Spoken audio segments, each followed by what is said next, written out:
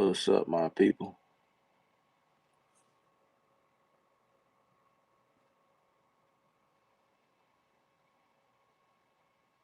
What's going on? We're doing something different today.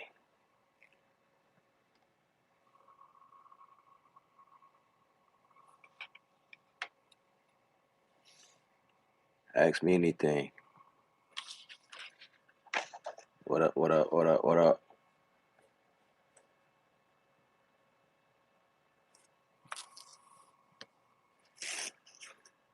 What's happening?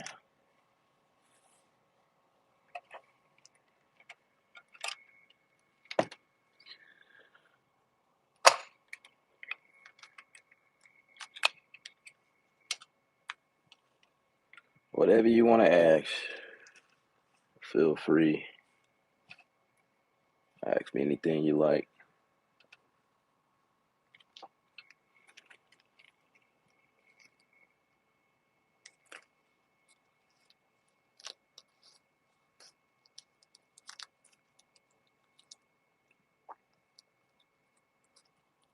We're doing some AV work today, audio visual.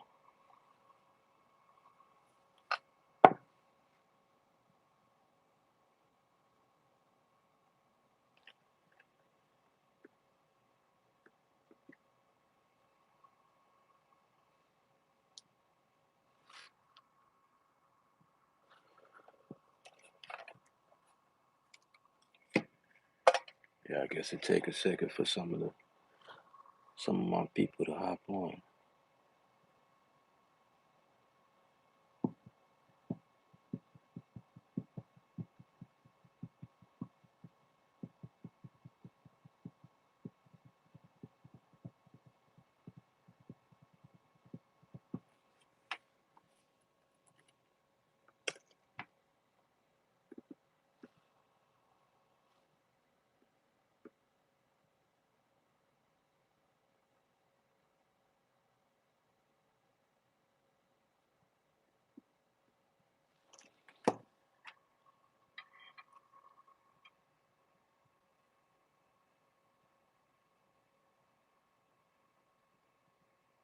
What's good? What's good?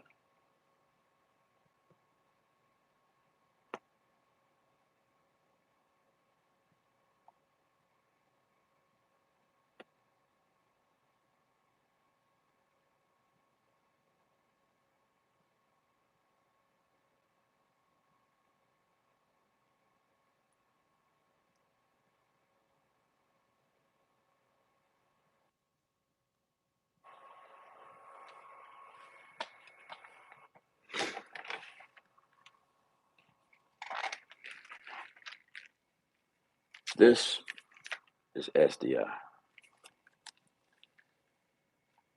This is how we run long lines, long video lines. And I'm gonna be connecting to here. This is SDI DA distribution for running several destination sources.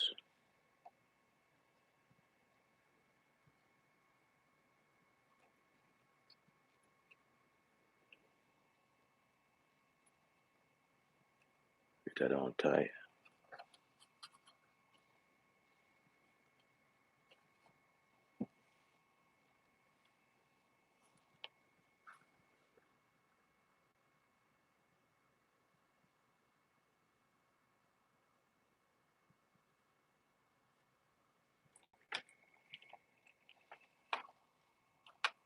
All right.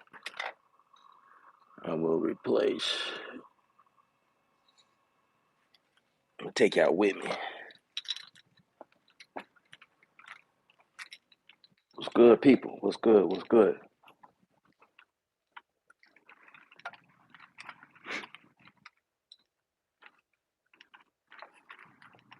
What's good, folks?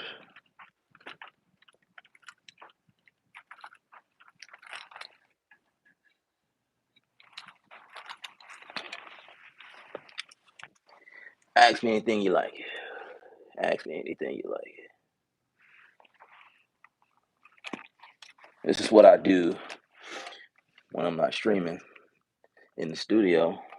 I'm connecting stuff and running shows, big shows. Input here.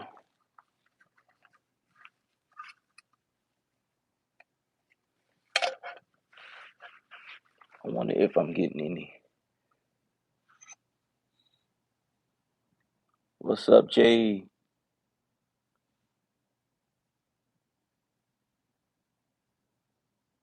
You say you need a cheaper beat machine than the 1500 ones, if possible.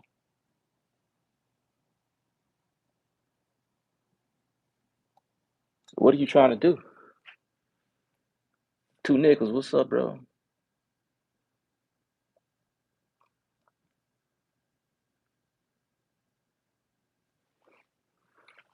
Taking y'all on in my other world as an AV, audio visual. It's what I do when I'm not streaming, like music, connecting stuff and running big shows for big clients. Make rap beats mostly or experiment. So tell me what is the 1500?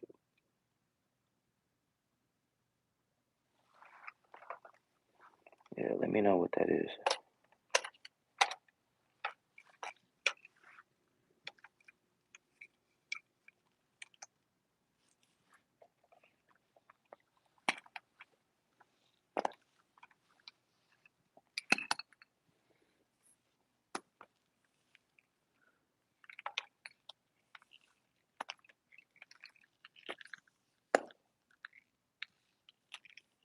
You say 1500. I'm not really sure what the 1500 is. Like what is that? So yeah, it's the 2.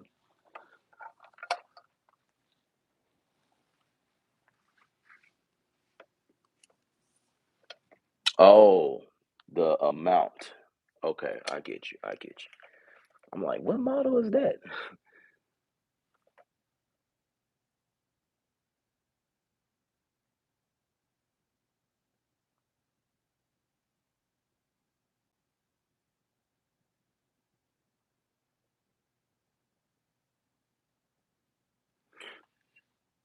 So I mean,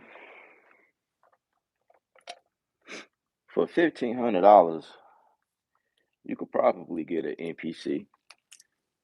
You know, that's that's that's a part of the industry. A lot of people use the NPC. The NPC will give you everything you need, like in a portable situation. Of course, you can take it and make beats in the car or outside, sitting in the yard, or because it's battery operated. But you got to get the NPC Live, I believe. They have several models, but you got to pay attention because I think the NPC one is the one that's straight power to the wall. I don't think that comes with a battery, but the vintage, the latest one that they got, that's probably beyond the $1,500. I'm not sure, but you just got to pay attention to the one. Uh, so the NPC Live is probably cheaper now because they have a couple of models that they put out and they probably decreased the price. So you got to ask yourself, like, which one benefits you the most? Like, are you trying to be portable? Like, you need something to sit in your lap as you create beats, or do you care about that? Like for me, I don't care about being portable at the moment. I probably would later on, but not necessarily right now. So I'm okay with plugging in power to get something to my machine. What's up, Ron?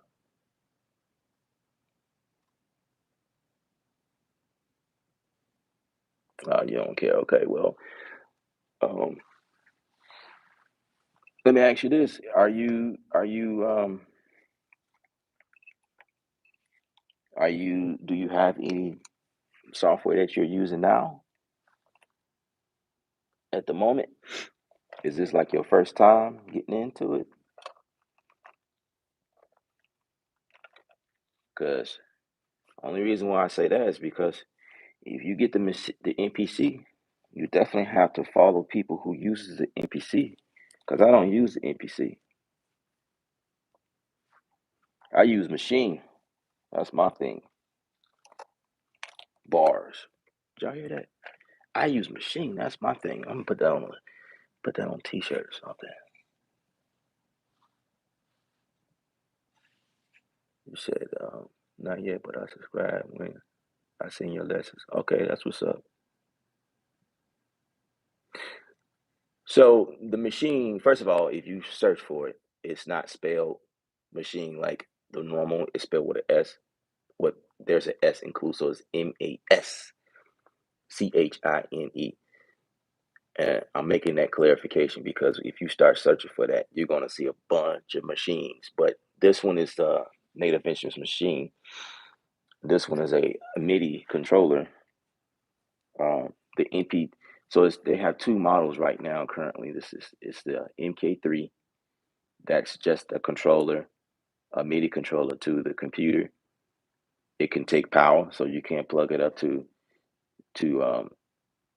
not pull so much CPU resources, from your computer. You could plug straight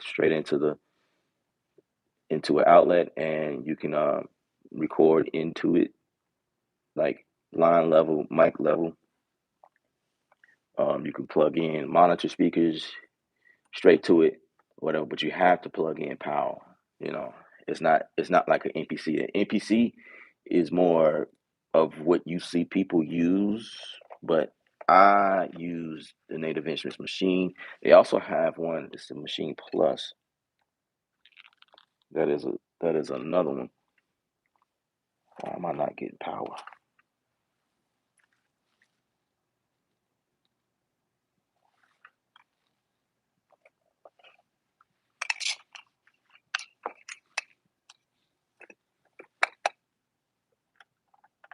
It don't look like I'm getting power. Outputs.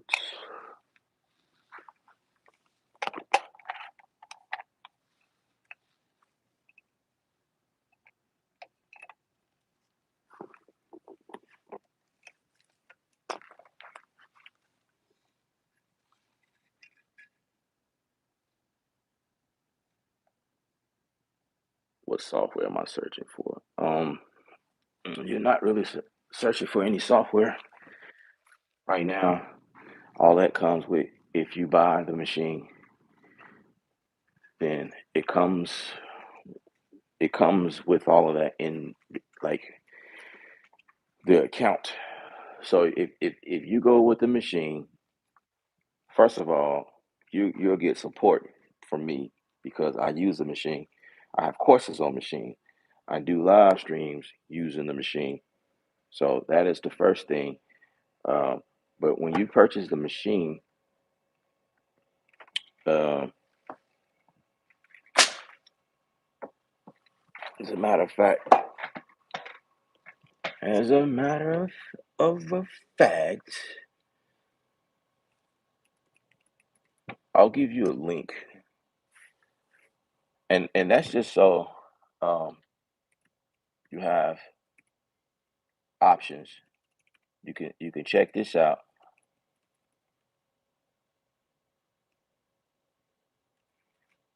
and if it works, then it works. If it don't, then you can always go.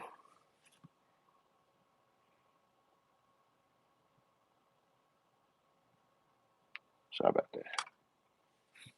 Yeah, you can always go for the NPC.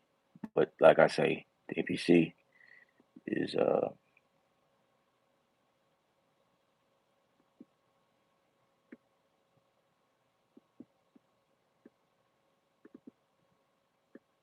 NPC wouldn't be something I can show you because I don't use the NPC.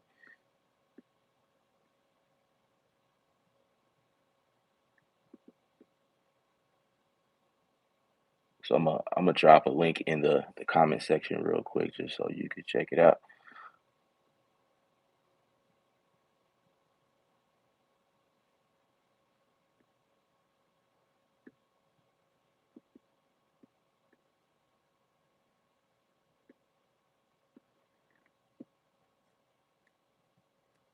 Oh crap.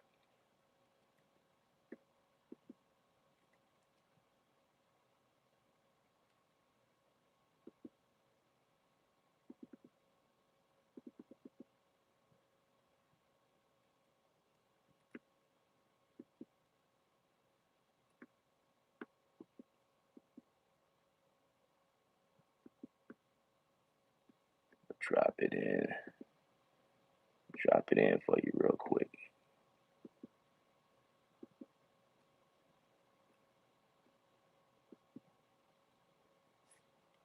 All right, there you go. There's a link for that. So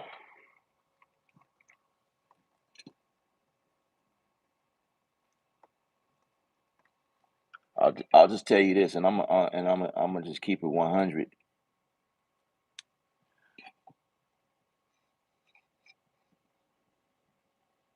What's up, Rebecca? Today is your birthday. Well, happy birthday. I'm not gonna sing it to you because I don't sing, but happy birthday.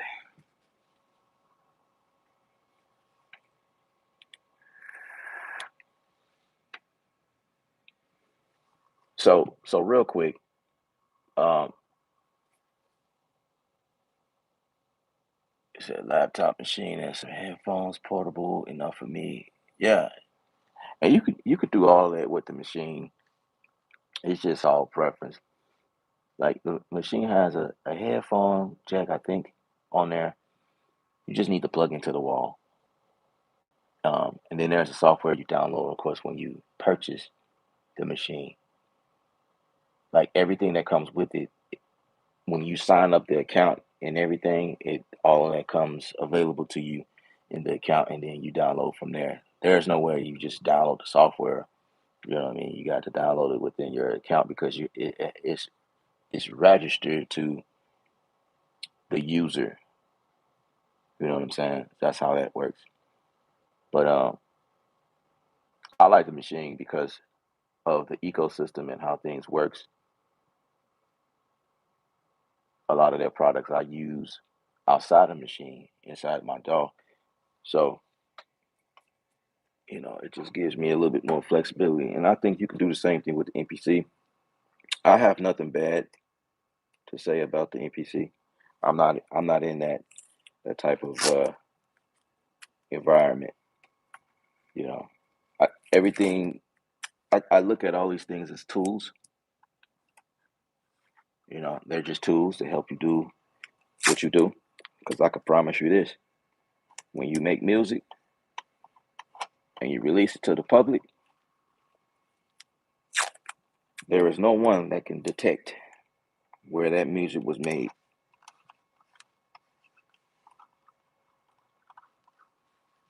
What's going on?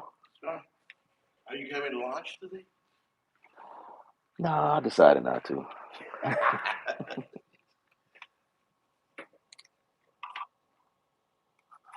Yeah, so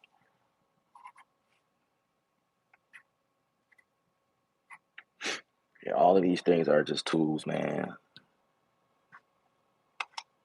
Nobody can detect where your music was mixed in. You know what I'm saying? Like, oh yeah, the beat got. Oh yeah, this beat. Yeah, it was mixed in Pro Tools. Yeah, this was mixed in Logic. Like nobody's gonna do that. I think anything, the back end of anything is just like for us people. It's just all about preference and what makes sense to us. You know what I'm saying? So that's how I look at it. I don't really care about like what other people are saying, like what's best. It's just what's best to you, what works for you.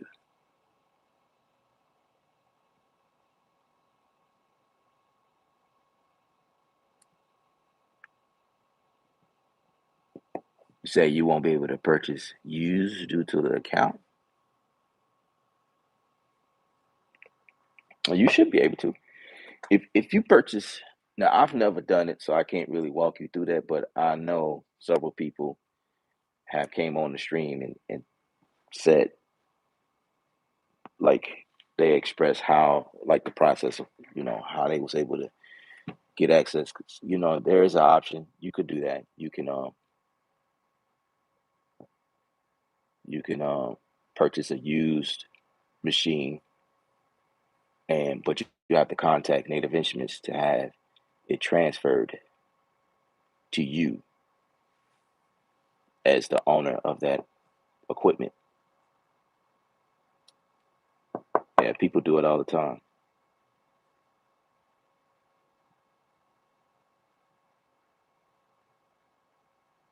Yeah, that's a good point, Ron. It says you got to make sure that the serial number is cleared to register. Um, Now I'm not really sure what the procedure is for the person who's selling it, or like you just found it on eBay or something like that. But you definitely want to contact the person, and I don't know what they have to do. I don't know if they have to report to Native Insurance that they are selling the ordeal to someone else, uh, but I think as long as you are able to, because sometimes people are not able to. Well, I don't know, but I think as long as you are able to prove that you bought the equipment, like if you buy it off of eBay, you show the receipt or something like that. I think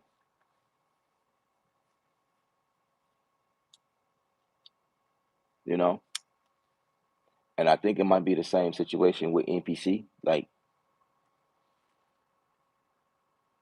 uh, the software part of it is free. The NPC, um, I think you know what? To be honest with you, I think you can find the machine, the software, and download it. I mean, it's free. Like it's the companion to the hardware. You know what I'm saying? But it has to be registered to you because it talks to the account. Because there's this thing called native access, and through native access is where you get all of the updates. It's like a portal or a hub for all of your Native Instruments products. And when there's updates that comes out, it goes through that portal, which is usually something you have to log in. That serial number being assigned to you, the user. You know,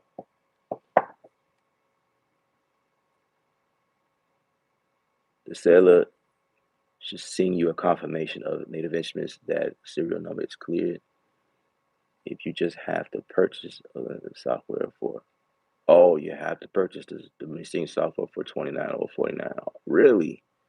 I didn't know that. That's new.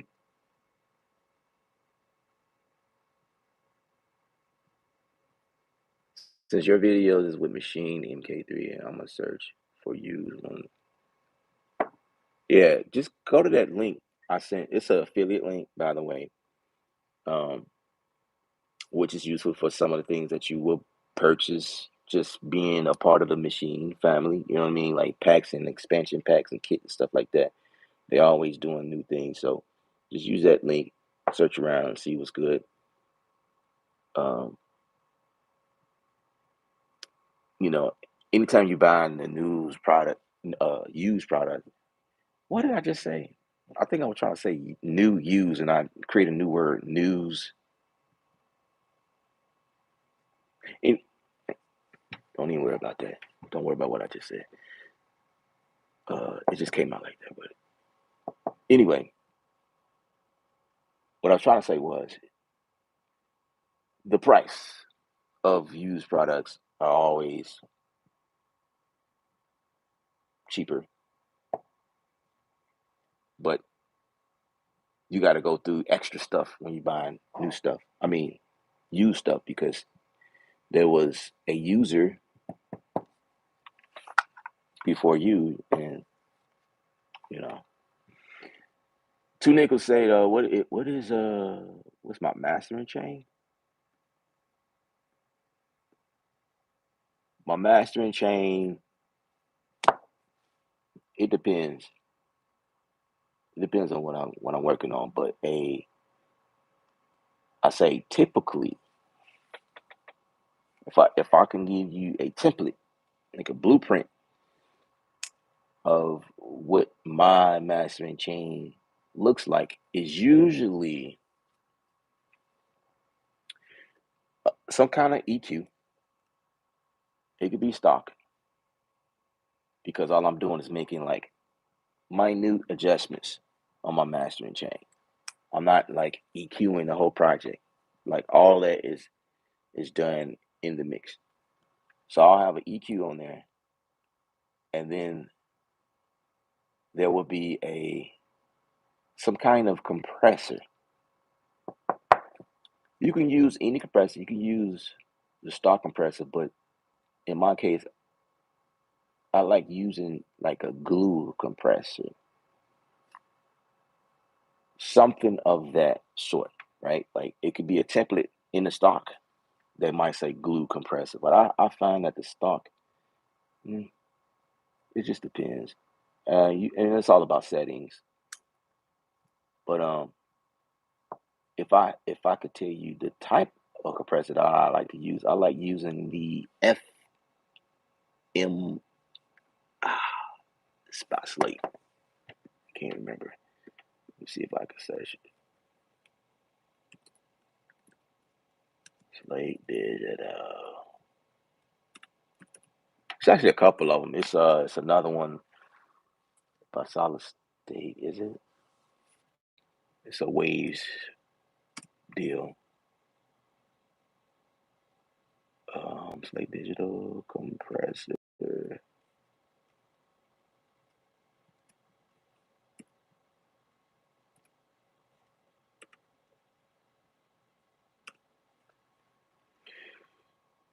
Which one is it?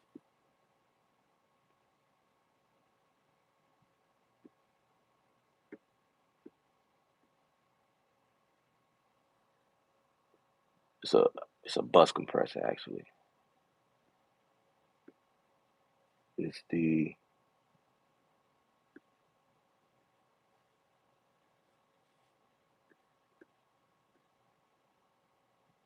FG. That's what it is. The FG.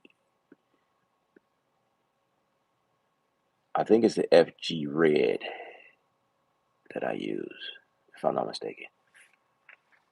And there's a glue compressor settings on there that I'll just use, and that just kind of help tighten things up.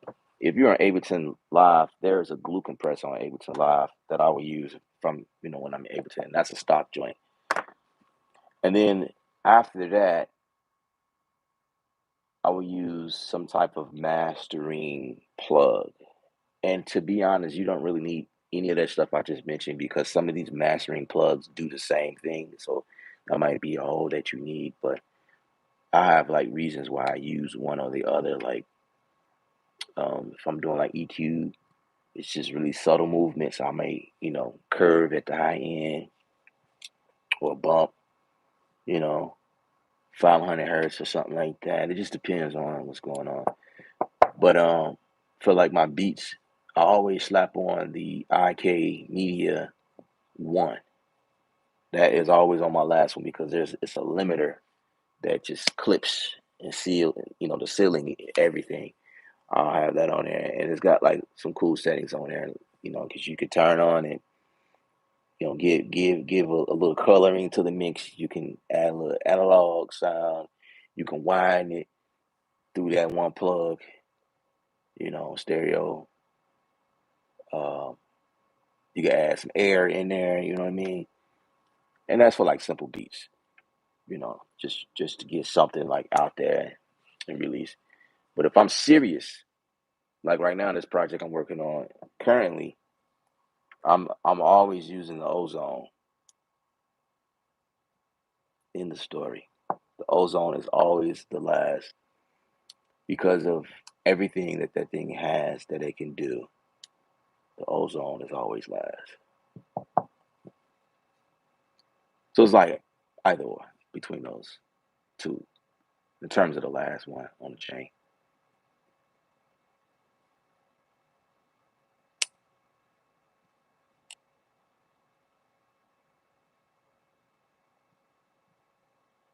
Said that link says 12,000. I mean 1,200.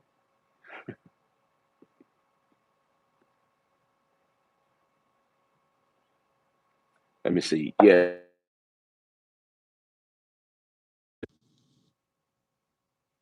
that's for the plus, actually. But if you're not interested in the plus, that's their standalone version of the machine deal. But you don't have to go for that. I have the MK3.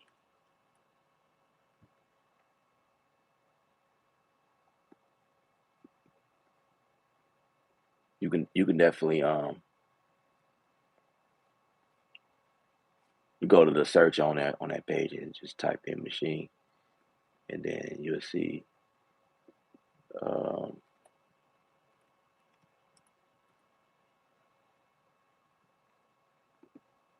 you'll see options for the MK3.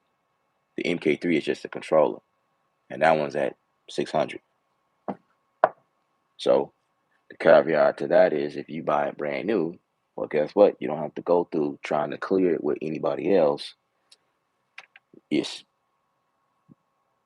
all yours, and it's like a fresh slate.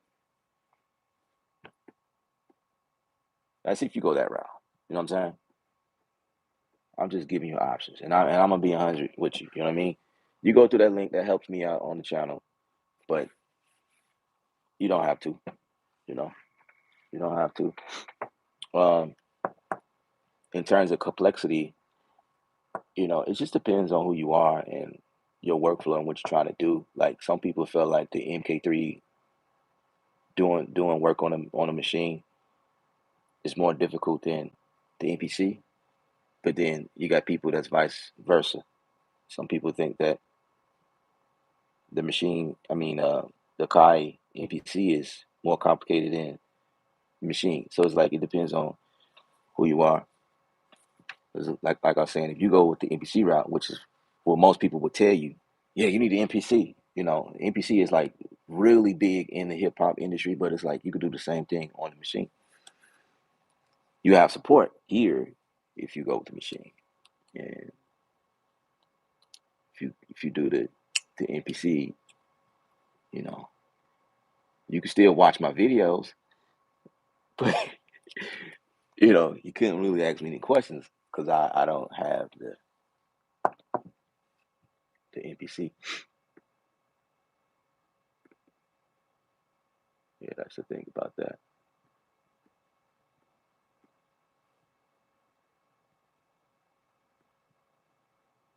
Yeah. So on the site it's 600. That's brand new. Hey, you could probably find a used one cheaper, $300 or something like that.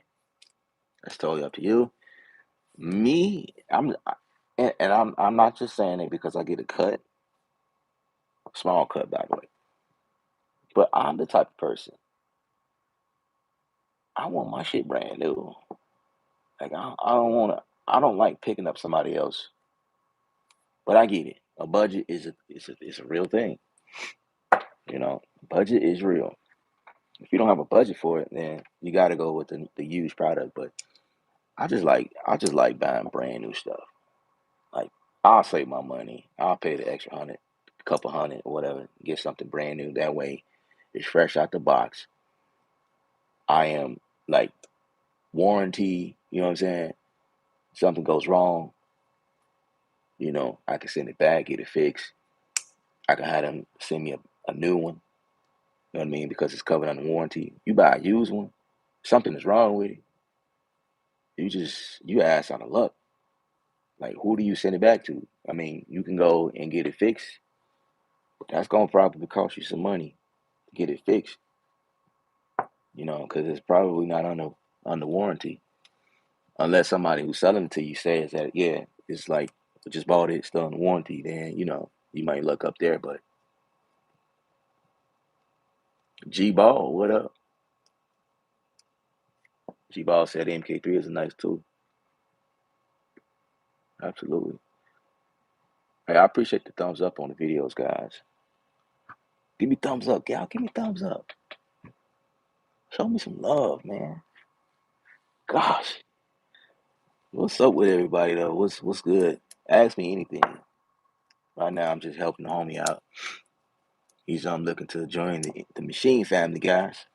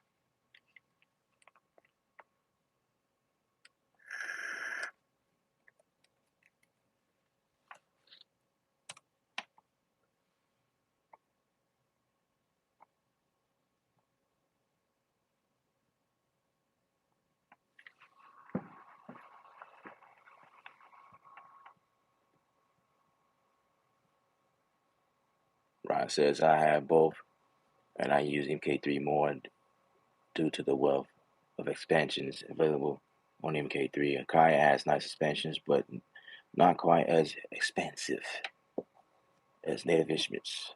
I like to play on words, sir. Nice, nicely done, Ron. Which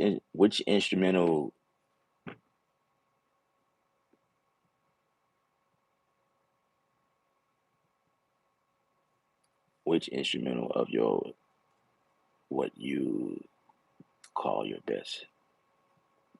Can you rephrase that question? Uh, how do you say your name? Jinx? Yeah, if you can rephrase your question. I'm not really sure what you're asking me, but I will say, uh, when you say my best work, I'm kind of versatile, and I've done several projects, and it's quite a few of them that I feel like is pretty decent, you know, and my thoughts. But at the end of the day, it's all about what the client says and what they think. They usually have good positive reaction to my joints. A lot of my clients I pick up are people who view my work on YouTube and want to work with me. So it's like they already like my work. So, you know, I pick up work like that.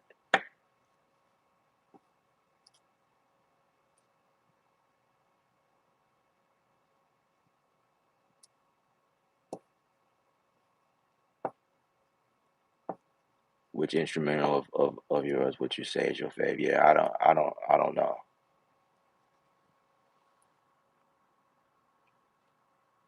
I don't know.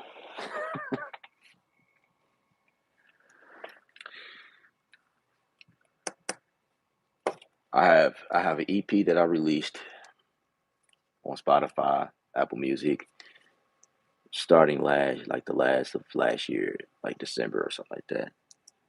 Then I put out a couple of singles, and then I put out an album, like lo-fi type stuff. I'm working on another project right now as we speak. I'm trying to make it another EP. Um, and those are just instrumentals, but it's lo-fi. You know what I'm saying? So it's like that type of stuff goes a long way. Um, I don't really have a favorite. I just rock out to them, or that's at least other people say that.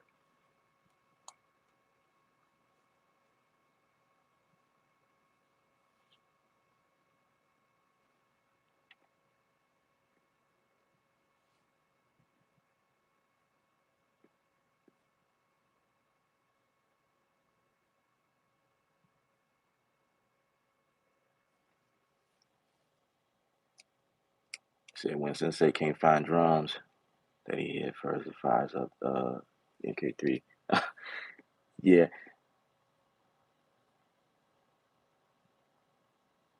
Now, when you say instrument, like if we're talking instruments,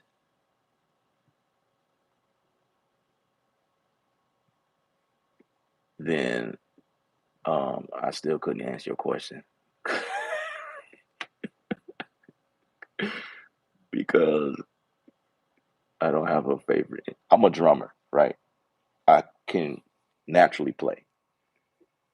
I can get on the drums and play any style, anything. Like, but that's not to say that that's my favorite instrument. You know what I mean? Like, I am I'm a player. I'm a band. I I'm a part of the band, right?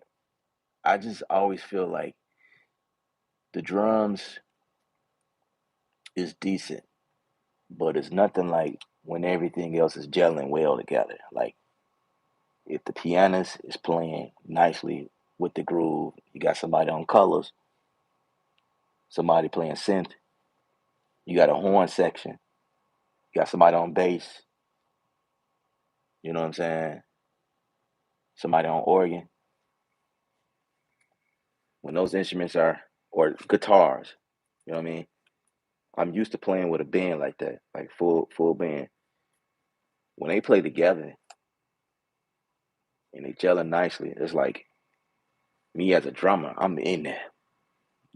I'm feeling the vibes. You know what I mean? And it's like I don't feel like I don't feel like I'm the only one that make the song sound great. Although if there's no drums playing, you would know. You know what I'm saying? You could definitely tell if there's no drums playing or something is missing. But everybody do their job. I don't really have a favorite. I'm a musical person. It's just who I am.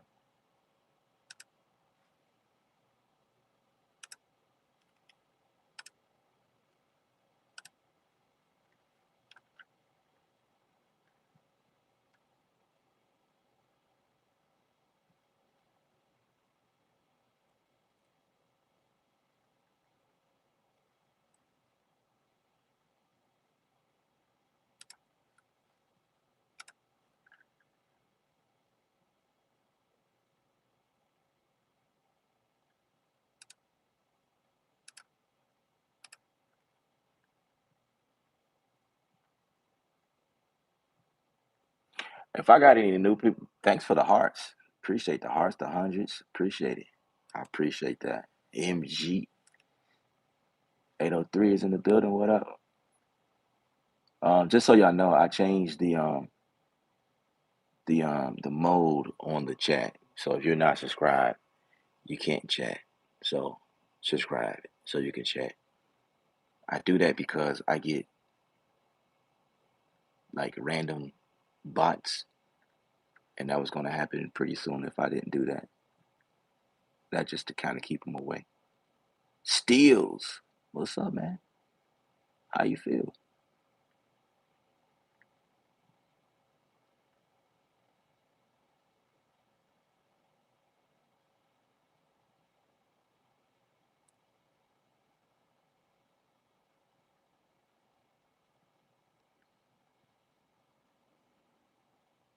What's up? What's up with everybody? How y'all feel? Been a while, yes indeed.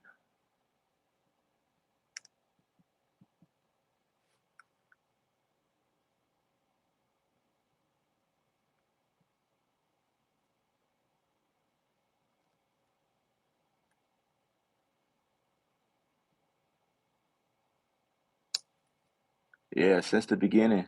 Since the beginning. Yeah. Definitely don't stop the music. Definitely, definitely not. Can't do that one. It's like that's what I breathe. Or that's what we breathe. You know what I'm saying? How do I deal with tempo changes on the MK3? Um,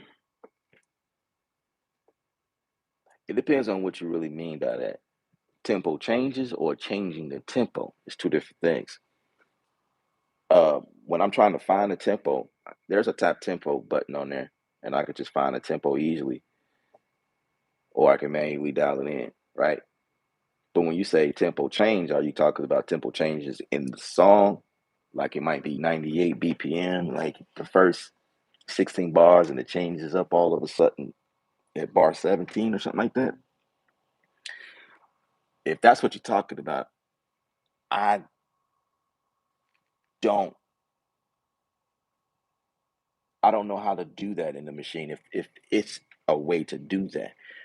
But that's definitely a way to do that in the like the DAW. Like at that point I'm using machine as a plug-in, like in Studio One or Ableton Live. When there's a tempo change, the MK machine usually changes with that. It follows that. So it just depends on what you mean by that.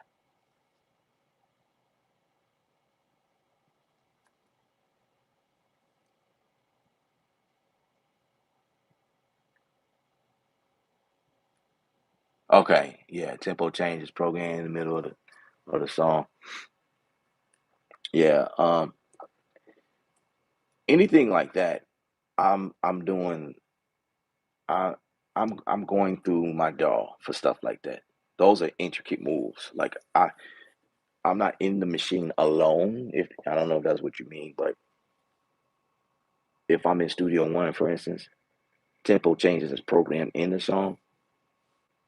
Um, for something like that, it's like that's a heavy project. You know what I'm saying? When things are changing up like that, I usually use Studio One or Ableton or Bitwig, like for that type of stuff. And the machine is in there as a plugin, and the machine just usually follows. That's how I deal with it.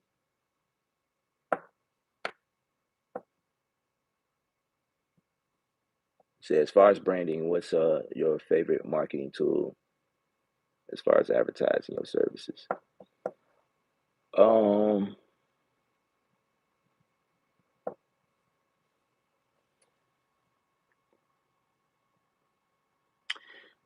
I'll say the easiest for me is having accounts on most social platforms. Having an Instagram account, Facebook, obviously YouTube, because that's what I do. Um, TikTok, of course, and posting your joints on on those platforms.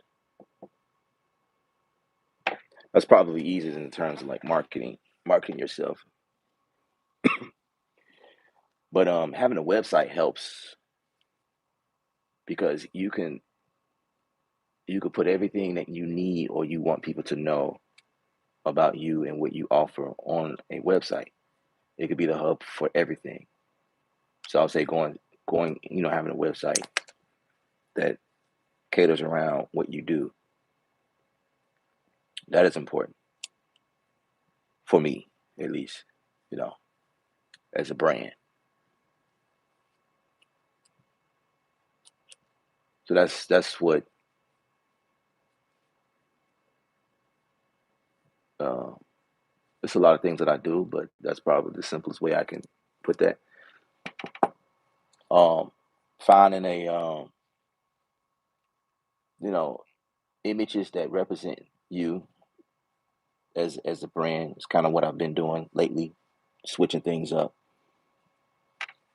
making sure your name aligns with itself across the board.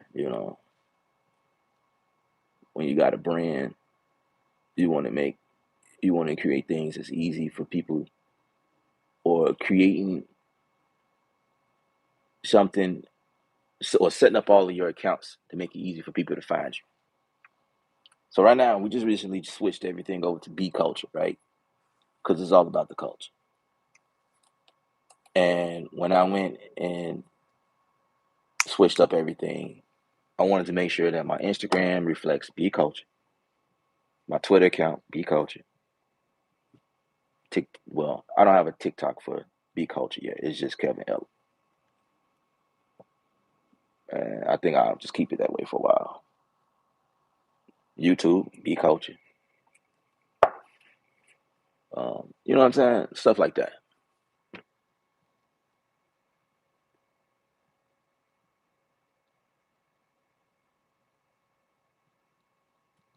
You use a plugin and do the changes to changing the DAW makes sense.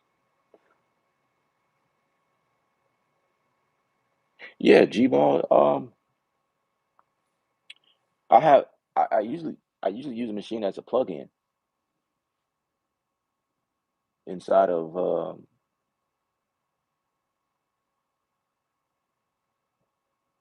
Studio One, for instance. And when I'm doing like tempo changes, it could be tempo change. It could be the time signature. That's also another thing that I do. Sometimes the time signature of the song will change. All that I do that inside of Studio One. And if machine is a plugin, the machine will follow, because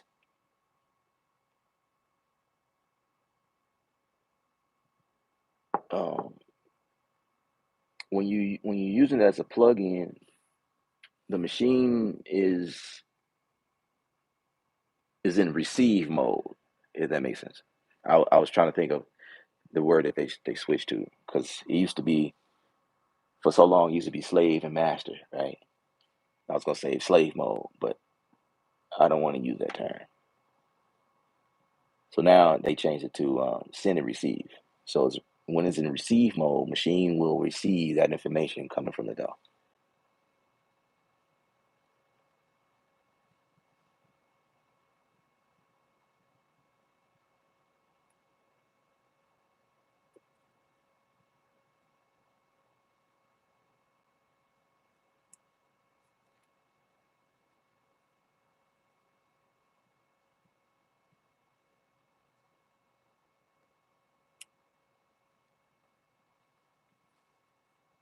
You said you got a bit before you join the FS camp.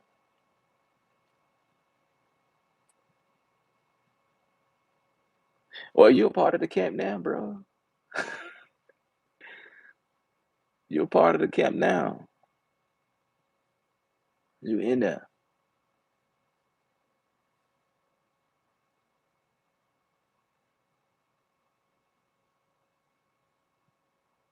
Perfect explanation. I appreciate it. I do the best I can.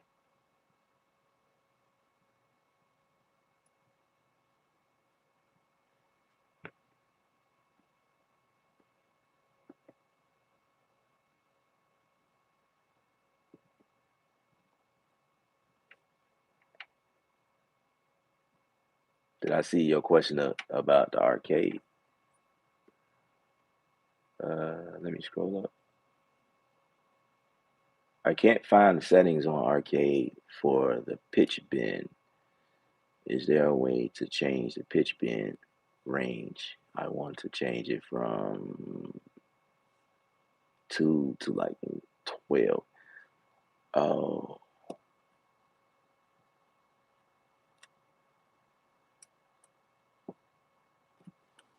you know, I never I never tried to do that. I don't think, have I? I'll have to look at that.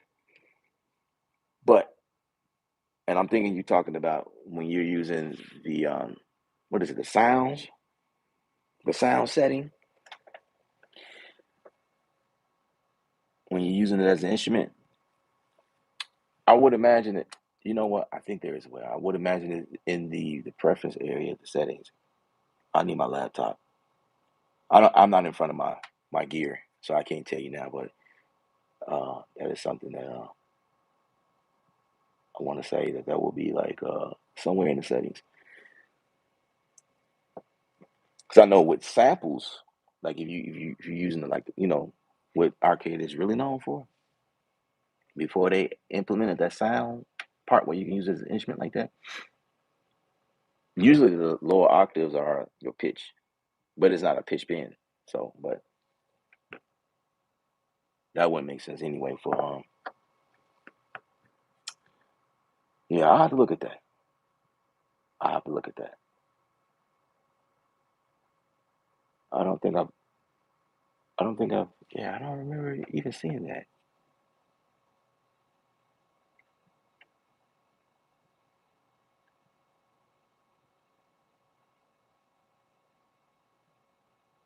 Yeah, yeah, I'll probably do a video on it.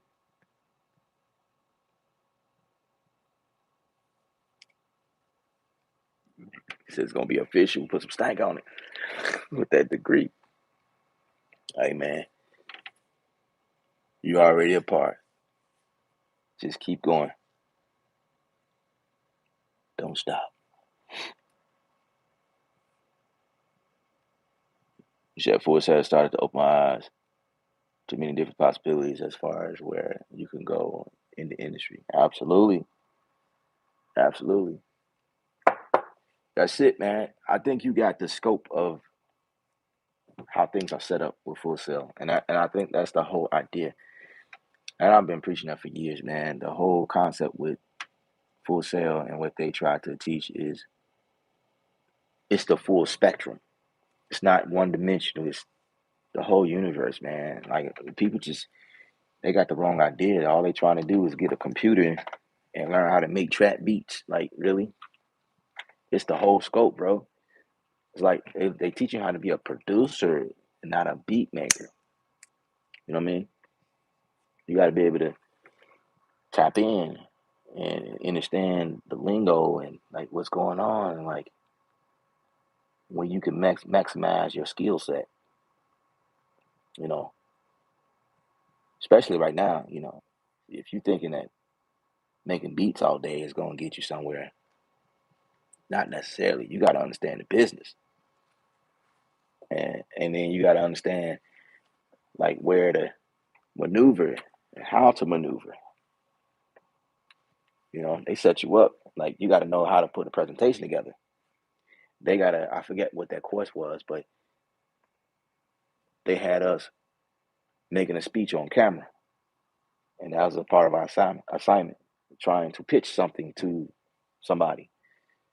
You know, you gotta know what you're talking about. You gotta be presentable. You gotta be approachable. You gotta be like business etiquette, because that's what it is. It's what it is as a beat maker, right? You gotta know what's going on.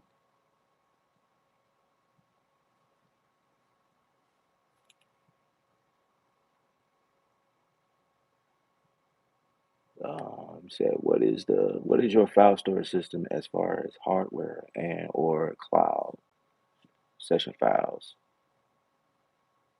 etc. Um, so basically, the way I work when I'm doing anything, I have an SSD drive for immediate work. It's a terabyte big, I think. Is it? Yeah, it's about terabytes. Terabyte. It's an SSD drive that I have for projects that I'm working on, like currently, immediate stuff. I put all of my files on there in terms of projects, in terms of content from instruments that I'm using, like contact. You know what I mean? Anything from native instruments Arteria or uh, anything I download from Splice or uh, what's another one?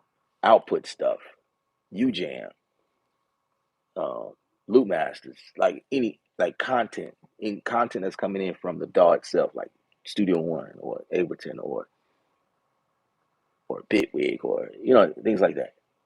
I have a dedicated hard drive for that stuff that I put everything on in terms of the content because those files are huge, super huge.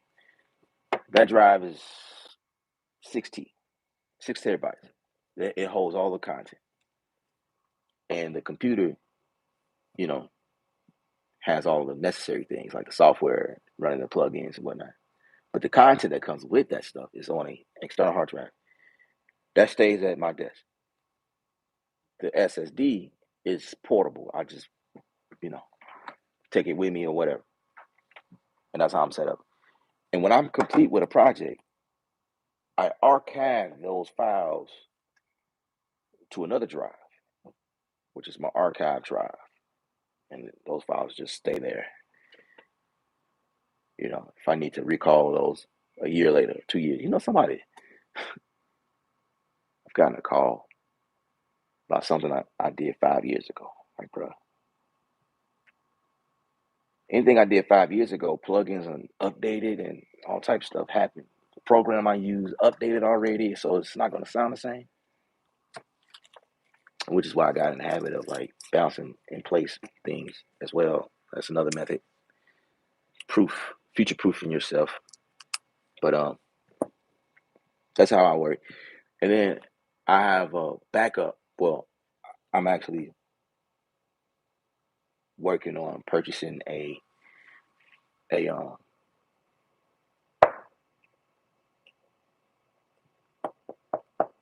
haven't decided what I wanted to buy though, but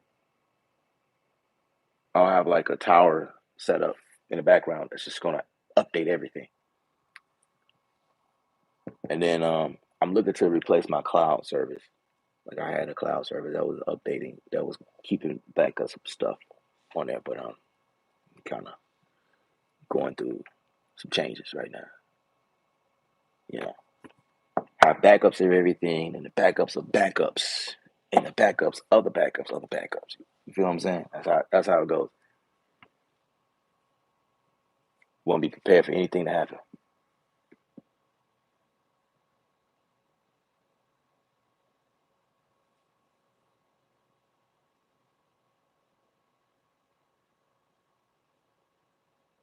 Are you doing a presentation on copyright infringement? Yes, indeed, bro. You're starting to understand what's going on. Starting to understand, and this is where it gets clear to you what could be copywritten, because a lot of people think it's the chord progression. It's not the chord progression. It's the melody. The melody is what can be copywritten, not the chords. The different chords that you commonly hear on the radio are used 50 million times. That can't be copyrighted. You can't copyright drums, but you can copyright the melody. You can copyright lyrics of the song. Absolutely. Absolutely. And sometimes you can get in trouble with a song that's so close to something, another song. It just depends on what's going on.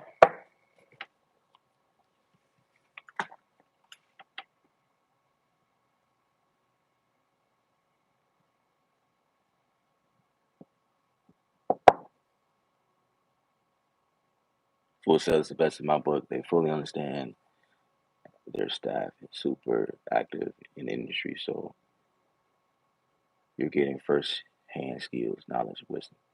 Absolutely.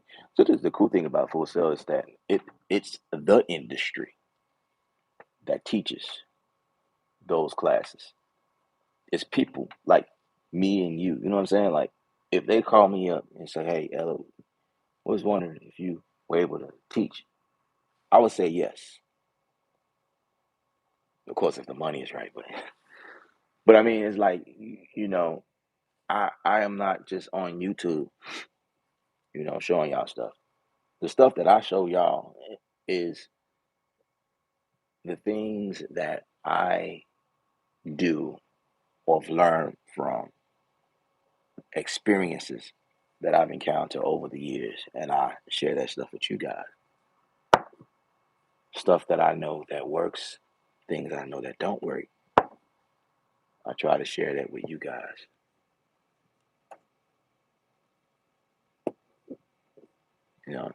It's not stuff I just come up with like, oh man, I think this will be really cool as YouTube content. Although I do that because I do try to pick and choose what should be on YouTube. But it just so happens that, you know, these are things that we do,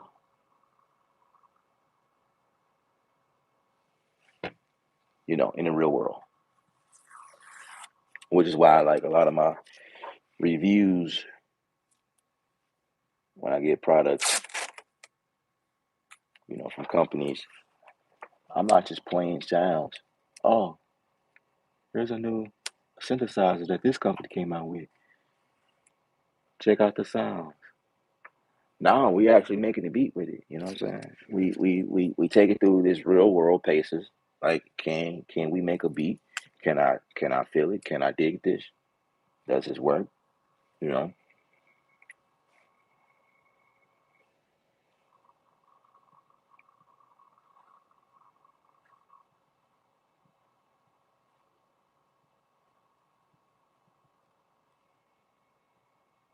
stuff like that.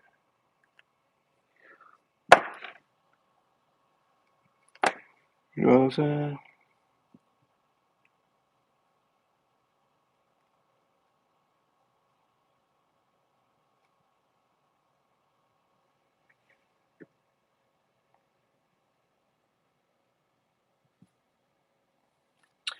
The thinking out loud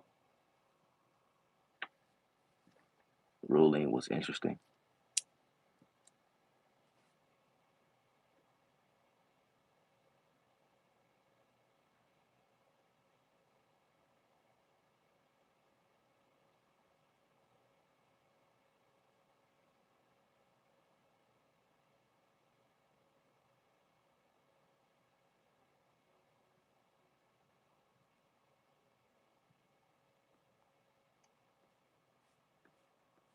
And I appreciate the thumbs up on this video, guys. I really do appreciate it. Appreciate it.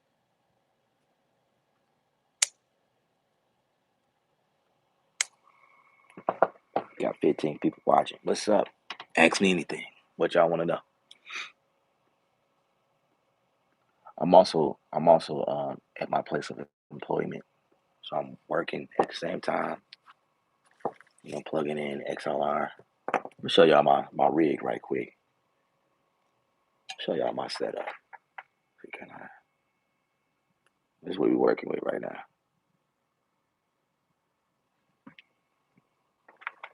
You can see we got 3 different laptops for this particular show. We got the old Personas. This is the 16 channel. Got about 8 mics. I'm gonna actually turn this thing on.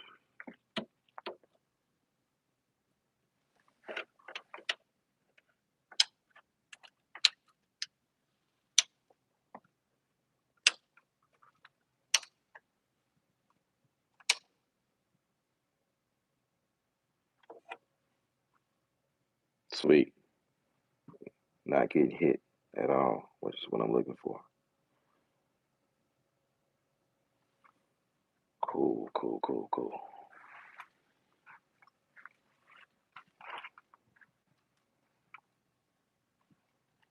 Say because people don't actually fill out the copyright form correctly because the sample loop it comes from one.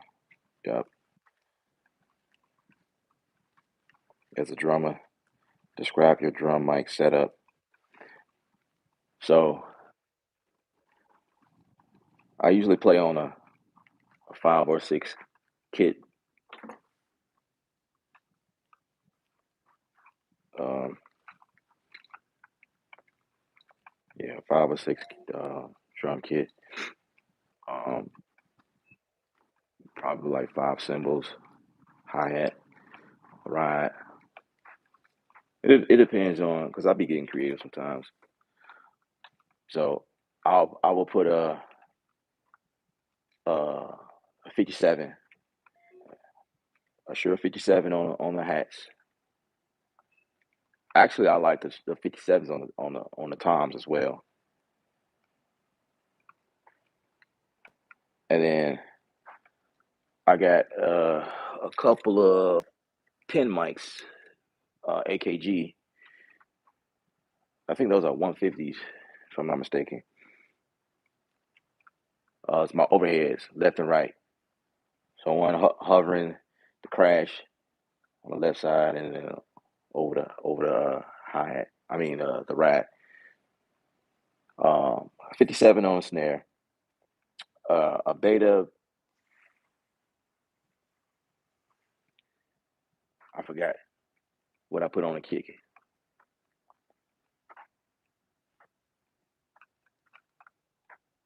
Actually, it's two of them. It's one by Shure and there's another one by Sennheiser. I forget the models of those, so it just depends. I like the Sennheiser better, to be honest with you, because it more oomph or whatever. My technique for that actually is I'll put like a I don't want to share my technique. I want to give y'all my secret. But I put a to get a clean kick, I will put like a cover over the front to keep it from bleeding from the cymbals and things, you know, because all mics pick up everything. And um then I'll put a mic a little far back in the room somewhere. That's my room mic. So I might have like 10 or 11 mics on drums to give it a roundabout. And if I'm doing something real simple, like if I want that vintage simple sound, then I'll put like a mic, one mic up top to cover everything, and I'll definitely put a kick mic in there, a kick drum mic, and I might put another mic towards the hi hat. It depends. It depends. So it might be like a 3 mic system if I'm going for that big simple. So it's like I have a close up sound and I got a far back. But I haven't did it in a while though. But that's what I used to do.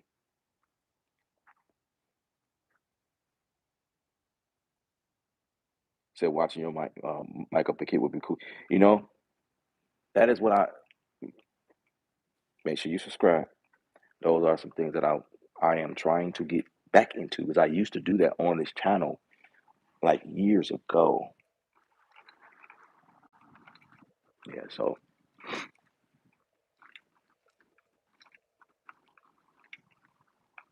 I used to do that years ago, but my setup changed.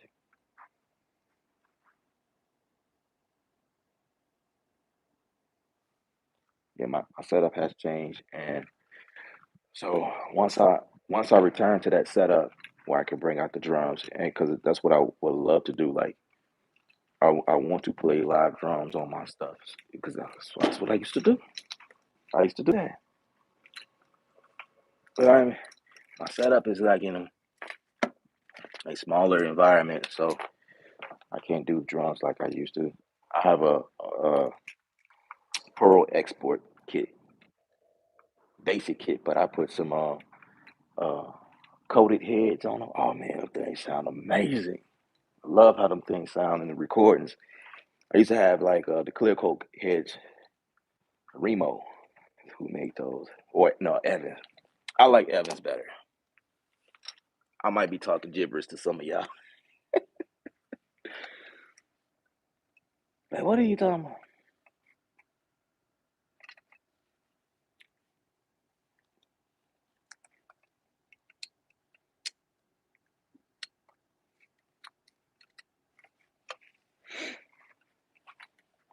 Yeah, I'm just gonna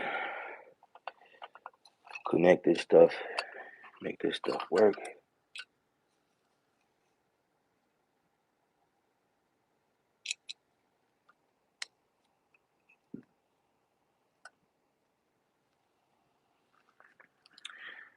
I'll show y'all what's going on.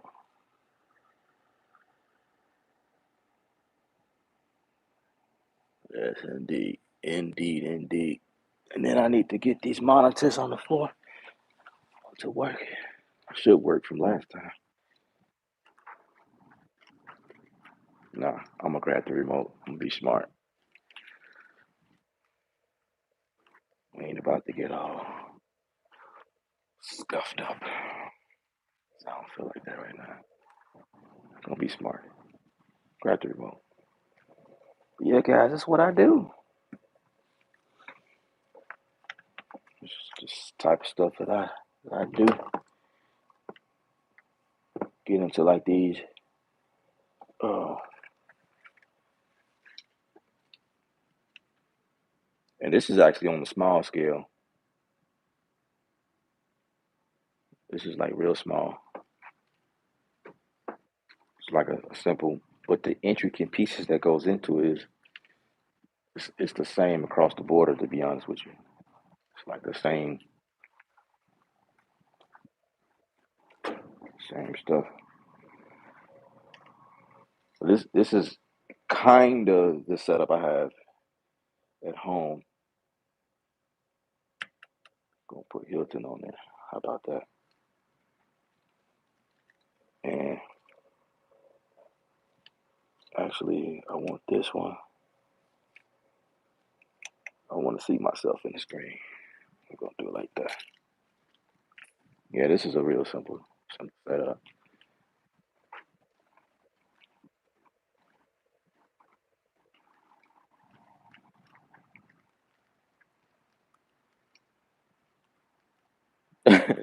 Texas, the Evan Coat got that. Oh, that's funny.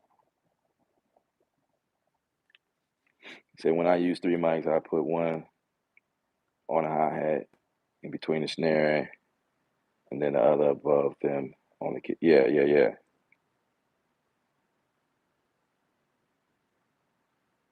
Absolutely. DJ Dale says, nice setup. Appreciate it.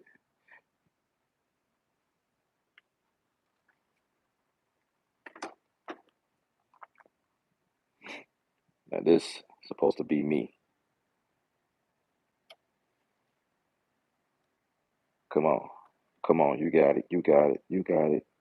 Come on. Come on. Whoa. Look at that. That's us, guys.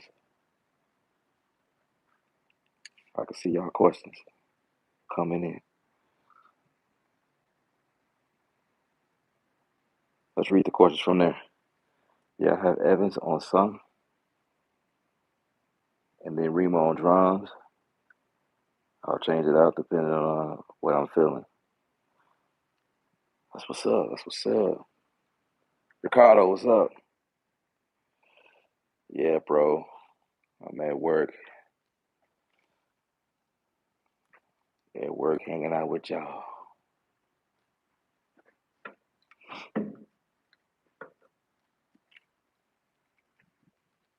Yep. This this place is why I can't be on the live streams most times because I'm always here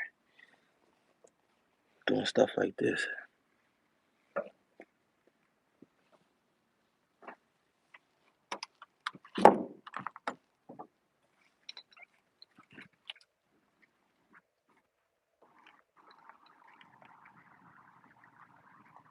Yeah, but I'm thankful, because I get to work with cool gear. You know, this is always usually where I hang behind everything. I'm like the mastermind behind everything. Switching computers, making things work. When things fail, I have to troubleshoot stuff. You know what I'm saying? That's what I do.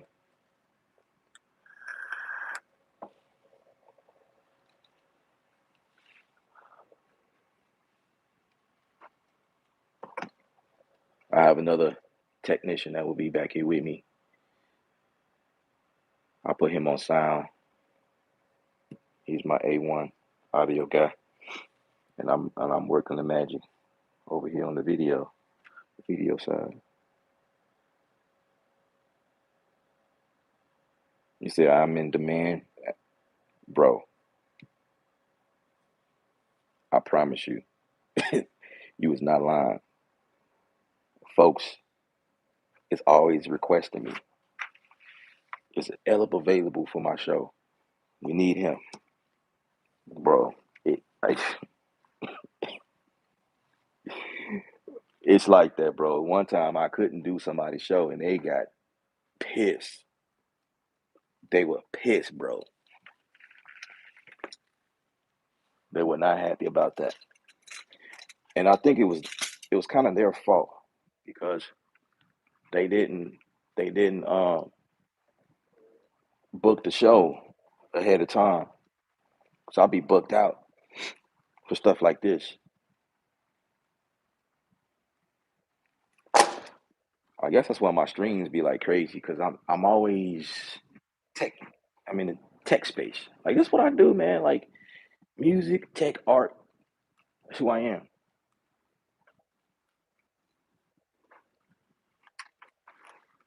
I do it all.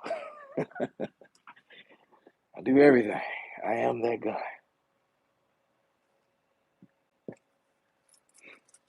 I got connected speaker timer here.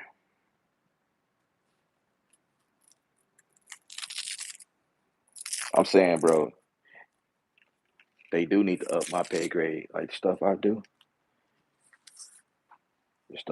man. It's like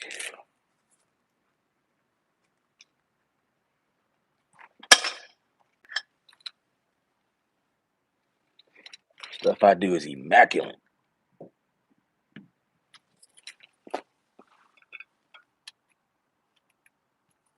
And I ain't tooting my own horn. I'm only saying that because I know the type of stuff that I do that most techs can't do or don't know how to do. I'm always learning.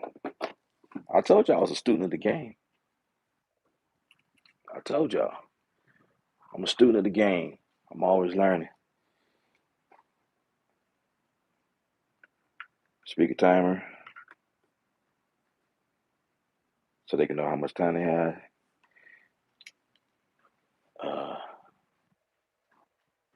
You gotta make sure we get that time up here.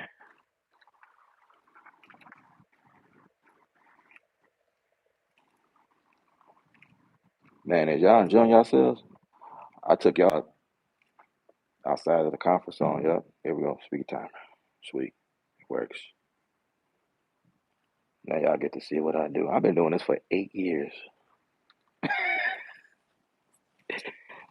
Uh, almost 8 years.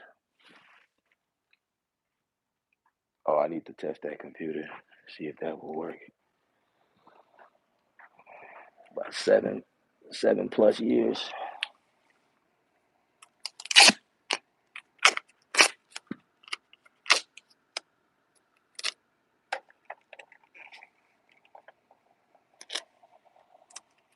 Oh crap. Lost signal. It's back. It's back.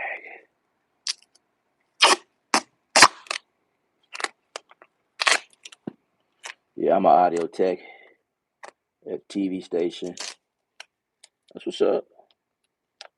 Respect.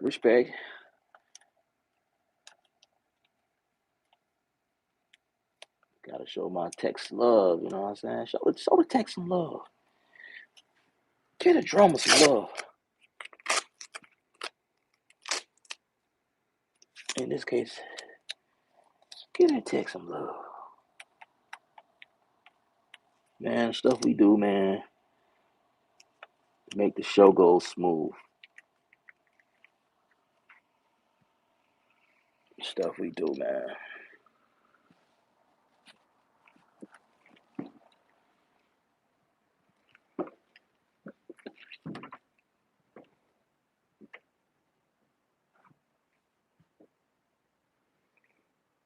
Got the lights on deck,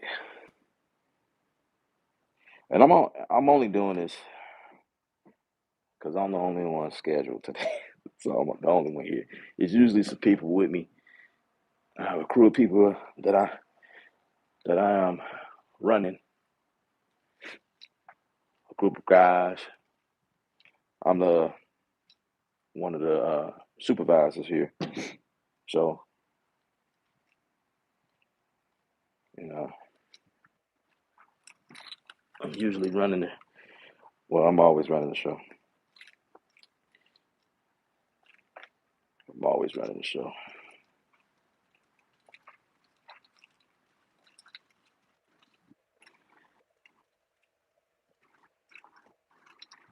Gaff tape.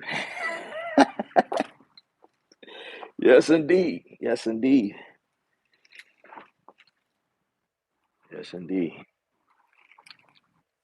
Got to keep everything together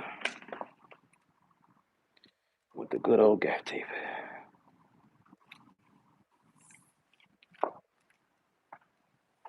That's how the show stay glued together. Everything stay glued. You know what?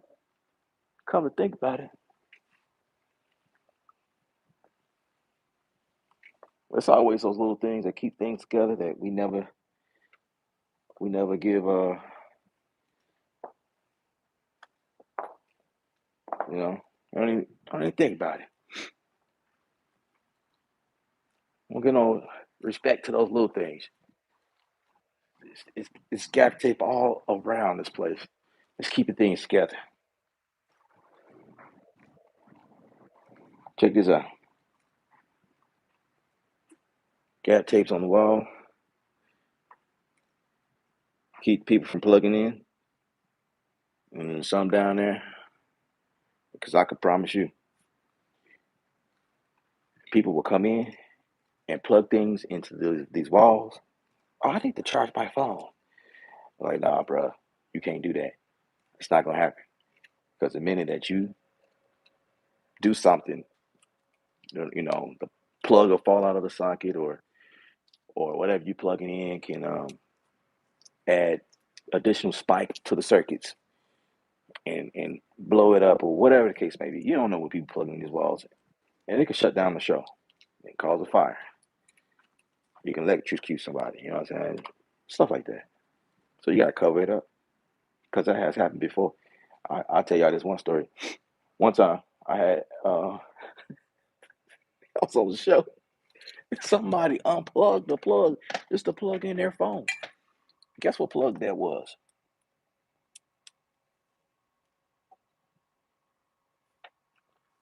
It was a 10K projector. It was in the back of the room. That was like shooting like maybe 50 feet to the projectors. And somebody just decided that whatever plug that was plugged in the wall already was affecting what they needed to plug up. They needed to charge their phone, so they unplugged the projector to plug their phone in. Shut the show down.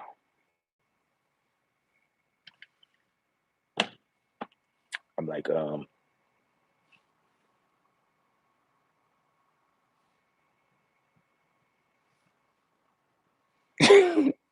I don't even know how to respond to that. All right, bro.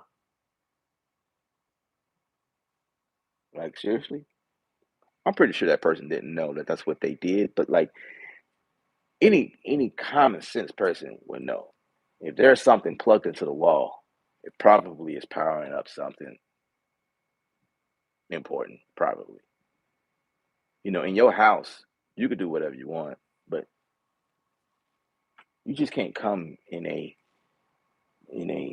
facility like this and just unplug stuff. You weren't unplugging the refrigerator if that's what you thought you were. You were unplugging a projector. And when you do that, the bulbs in those projectors can blow. And you know how much those bulbs cost when you blow a projector bulb? $500-$600 a bulb. Yep. So yeah, that has happened. It's like, what are you thinking? I don't know if they got fired or not, but it definitely,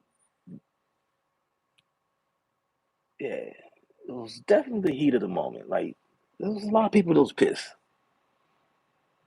Us, we were pissed, and the boss of the company that was, yeah, they weren't happy. They weren't happy. I don't know what happened to that person. Yeah, super expensive.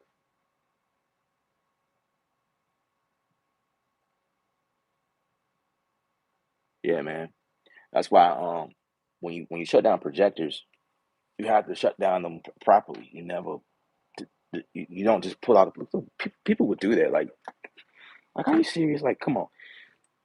There, you have to know how to properly shut down things because the bulb has to cool first. It goes through the cycle where it cools the bulb, and then when the light status change, then you can unplug. Just people just people just they just don't know. So we have to do extra work to ensure that that never happens again.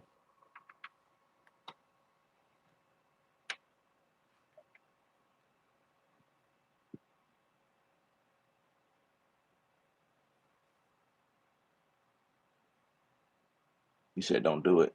I have the brand name.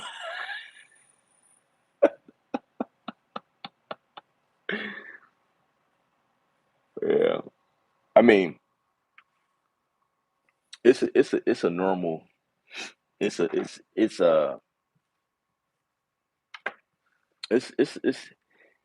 that's like typical, like stuff like that happens. Stuff like that happens all the time. Nah, I ain't said nothing to keep myself fired or anything like that. I won't share who it was, the company, and to be honest with you, I don't even remember. But I shared that story with y'all because that has happened. Like we we do get some idiots from time to time.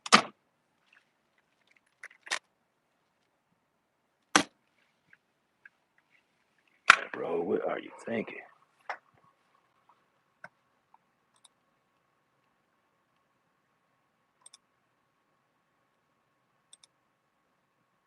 I am waiting on this one company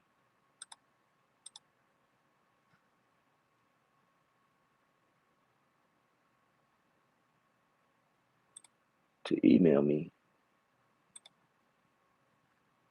all of their documents, but I don't know what's going on.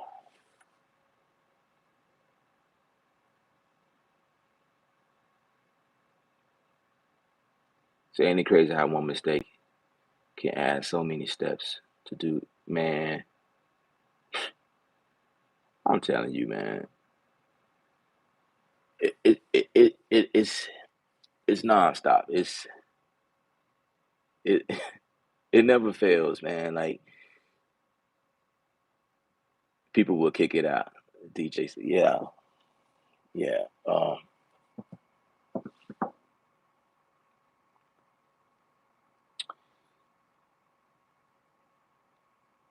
Something idiotic that somebody does definitely requires us to do more on our end. Stuff that we don't want to do or care about doing. It's like, oh, now we gotta, yeah, it's crazy.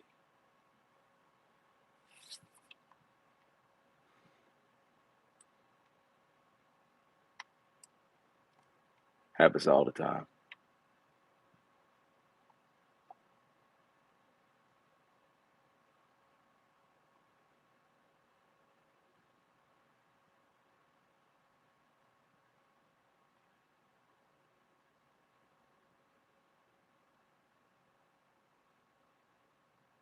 Process and maintenance. Oh, there was one time. There was one time.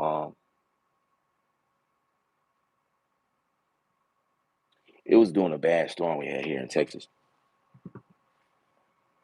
and we kept losing power. So we had 4 wash lights that was lit up the stage. That storm knocked out a couple of bulbs, and it kept shutting down the projectors.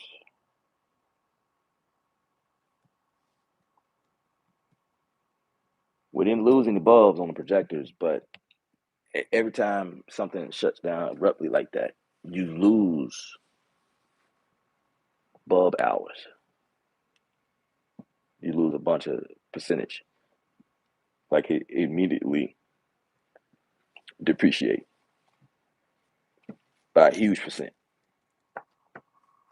We just recently replaced those bulbs because they were like going bad real fast because of that.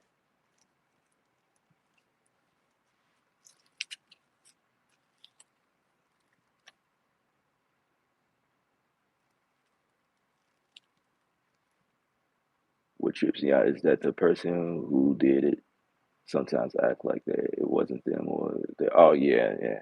We definitely made them aware. They were they were aware. Yeah. But I get you, man. It's like that all the time. People do like their response is so nonchalant, like, oh yeah, it wasn't me. It wasn't my fault. I didn't do anything wrong. I'm just trying to charge my phone.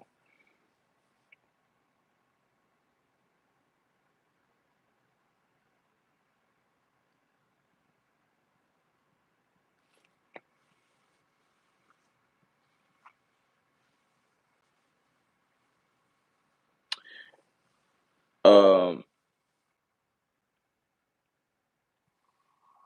no, no UPS on the I mean that would have been idea, but um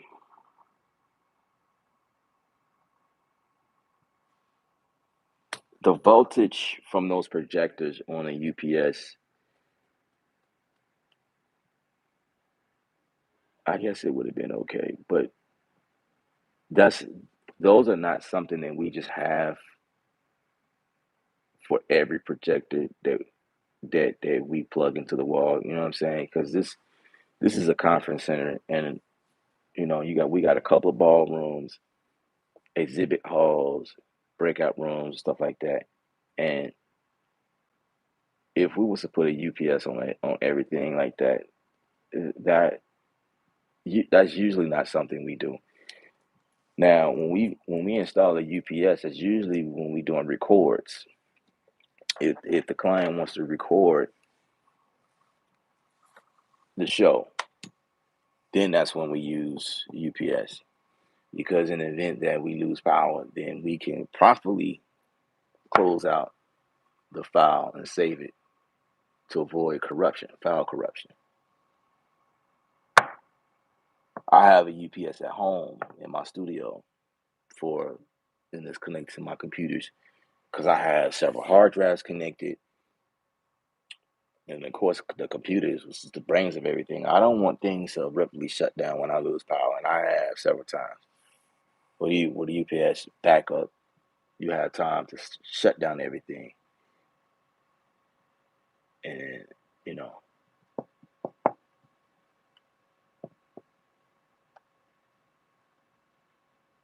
I use AV Tech for 8 years. Absolutely, that's what's up.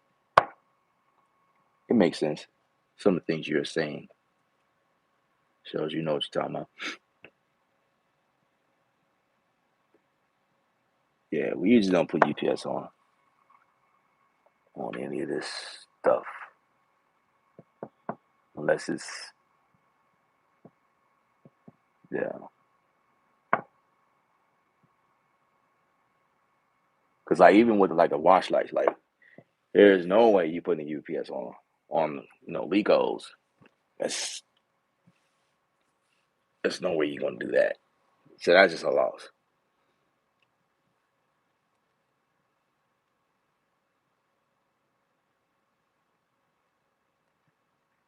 Thumbs up on the video, guys. I got what?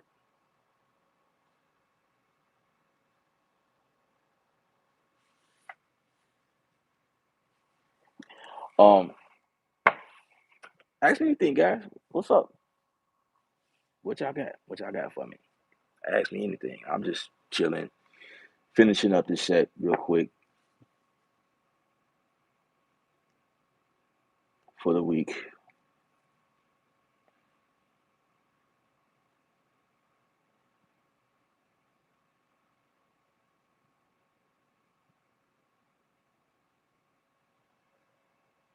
What y'all got for me? All these years later, I remember when you came to Studio One from Logic. We similar.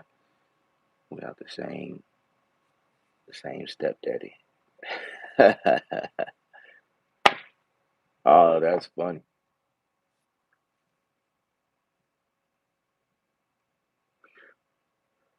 Oh yeah, yeah, man. I had to make that switch.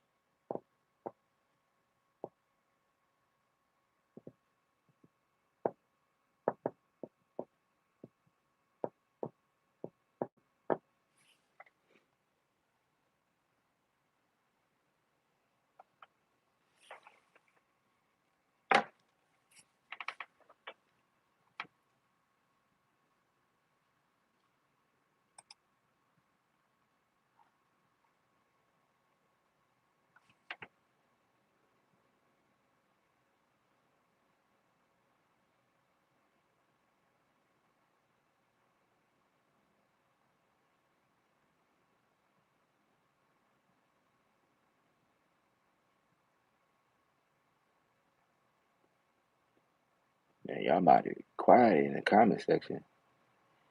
Shit, Mad Home and Logic Pro seems to be the easiest. Yeah, that's what's up. That's what's up. Hey, what I usually preach on this channel is whatever works for you. You know, if if the workflow, if you dig the workflow of whatever it is you use, to keep using that. Never mind the people who's using other things because it's flashier and it's the newest, it's fresh. Just keep using what you're used to, what you know. If it's Logic, that's where it's at. I was just in Logic like yesterday. As a matter of fact, I was doing a one-on-one session with one of my students, and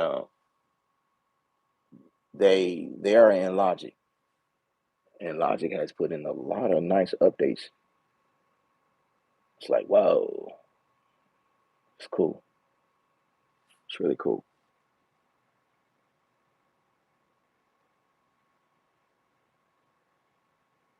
Shit, we need to chop up on dietary regimens, routines. Okay, bro, working Saturdays to get that push three.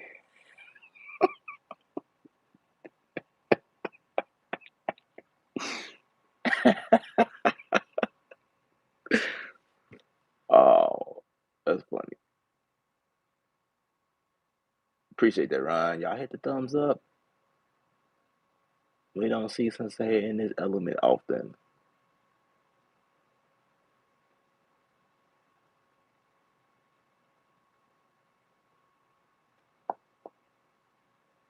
May need to do a live stream one day. Yeah, I was kind of thinking it was probably time to do another one, right? You're like, man, um,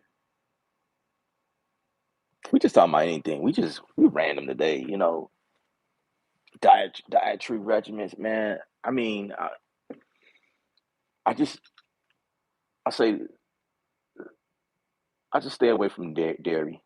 I stay away from anything dairy. I don't do any meat products, no dairy, none of it. But who knows? Sometimes you're eating things you're not really sure what's really in it. But if I could help it, I usually don't eat any dairy. That means no milk, no eggs, no cheese.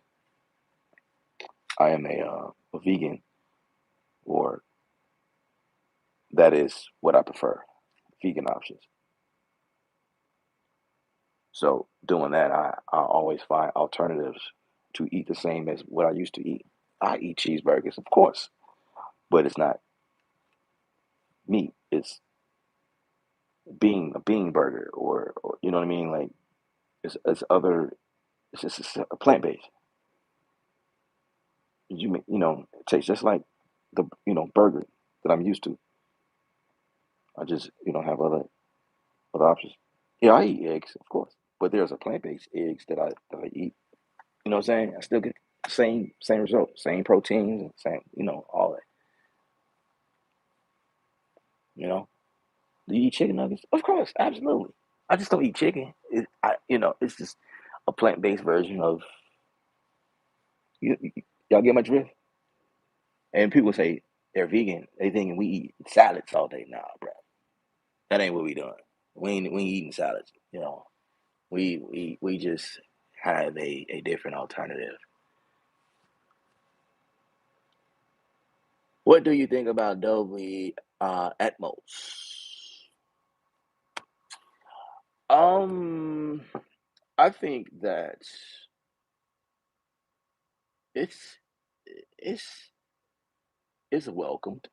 You know, I think it's cool. Um, it's a lot of shifting that's happening. You know, you see it the most with Apple Music. They trying to like, the problem is that most music that was created or is not in that format. So I guess new music, you know what I mean, or anything audio.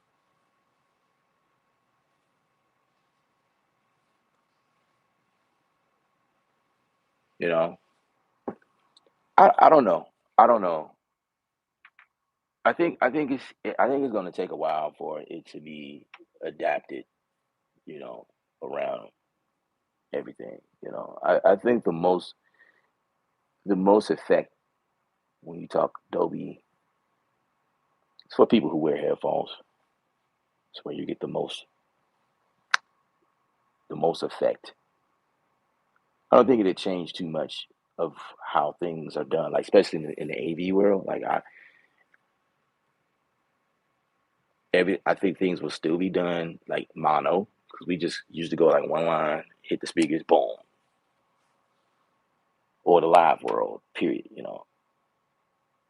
Everything will still go down a mono line.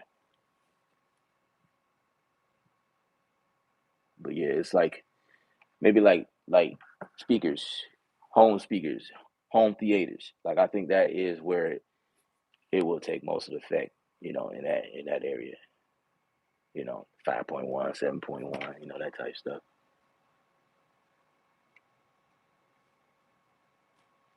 Yeah, it's definitely slowly growing on people. Slowly. It's just like these cables, HDMI. Slowly growing on people because the other thing, and I don't have the other cable, but it's like USB-C. It's like these cables are slowly vanishing, but not quite. But USB-C is like kind of took the place of this because with USB-C, it does now. This is an HDMI, right? This does video and audio, so you can move video and audio down this line, right? And that's it. That's it. That's all. But with USB 3, you can move video, audio, power, and data through that one cable. So it's kind of like that's the new thing that's kind of replacing everything. You know what? Here's the cable right here. Here we go. I don't know if y'all can see that. Yeah, USB-C. That is what's replacing this HDMI. Because this actually is a power cable to one of these laptops I have here. But with that same connection and that same port, that port can receive power from that line. But you can also transfer data and you can do video. Why it sound like I dropped something? Because I did. You know what I'm saying?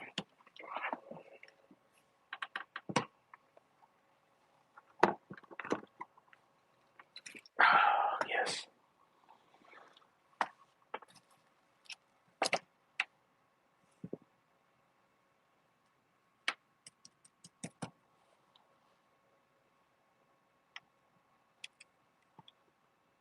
So yes, Atmos is gonna push people back to the big studios. Right. Cause something of that caliber, Atmos, what it's doing, you're not gonna notice the difference when you're playing it out of a laptop speakers or out of if you're in a conference setup like this. But definitely, if you have headphones on, you'll notice what's going on.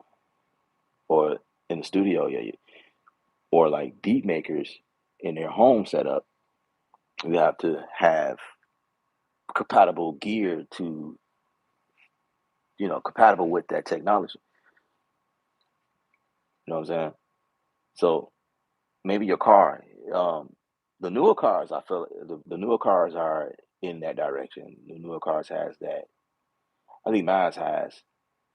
I haven't checked, but I'm pretty sure mine has it. I have a 2021 uh, Bronco. The system in there is like crazy. I love it. What's up, Greg Gary?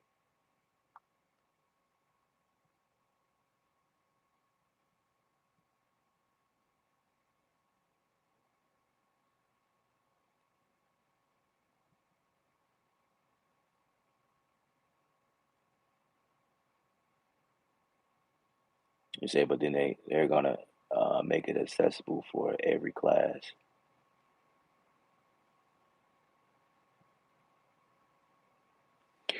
I mean, it's definitely something that you know Dolby Atmos is new, but it's not new. You know what I mean? Like in the sense of like technology world, it's still new, but it's like that technology has not been around for a very long time. You know what I mean? So that means everything that was designed on just a regular normal stereo system, um, that was just what it was. Us right now, we've already grown, attached, and love songs that weren't designed in that type of technology. You know what I mean? Newer songs may be taking advantage of, more crisp, more quality sounds. And that means you got to upgrade your headphones too. You know what I'm saying?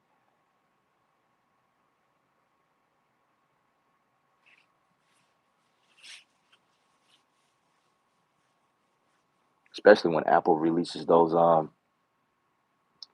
they call it Vision next year.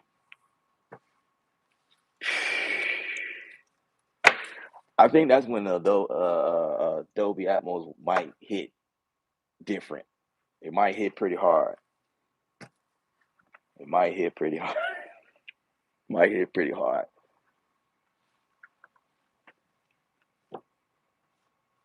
Like when stuff like that, But it's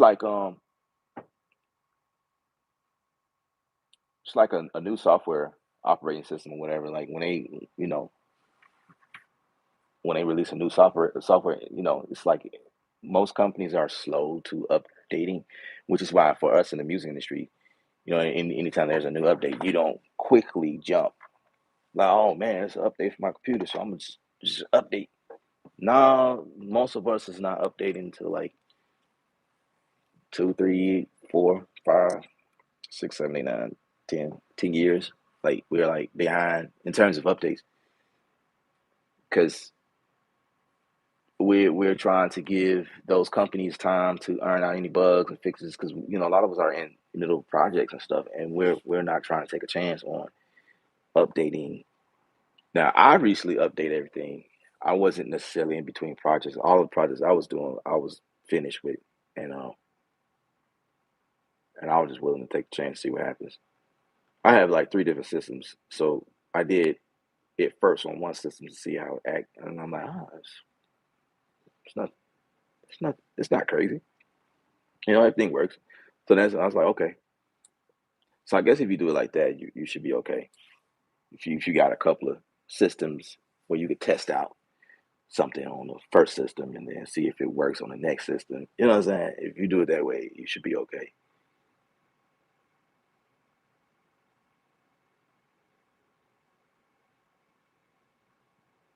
Yeah, man. We didn't get a chance to do the WWDC this year. Um, um, I didn't think to do it because the time that they went live, I was on my way here.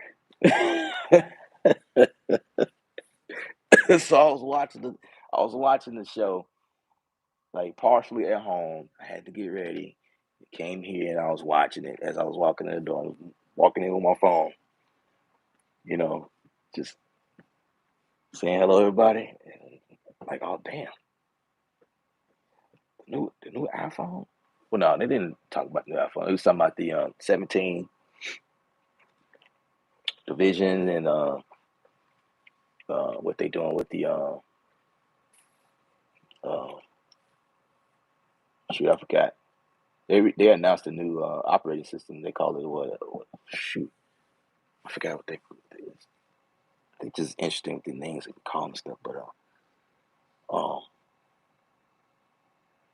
yeah, I I couldn't do the watch thing this time around.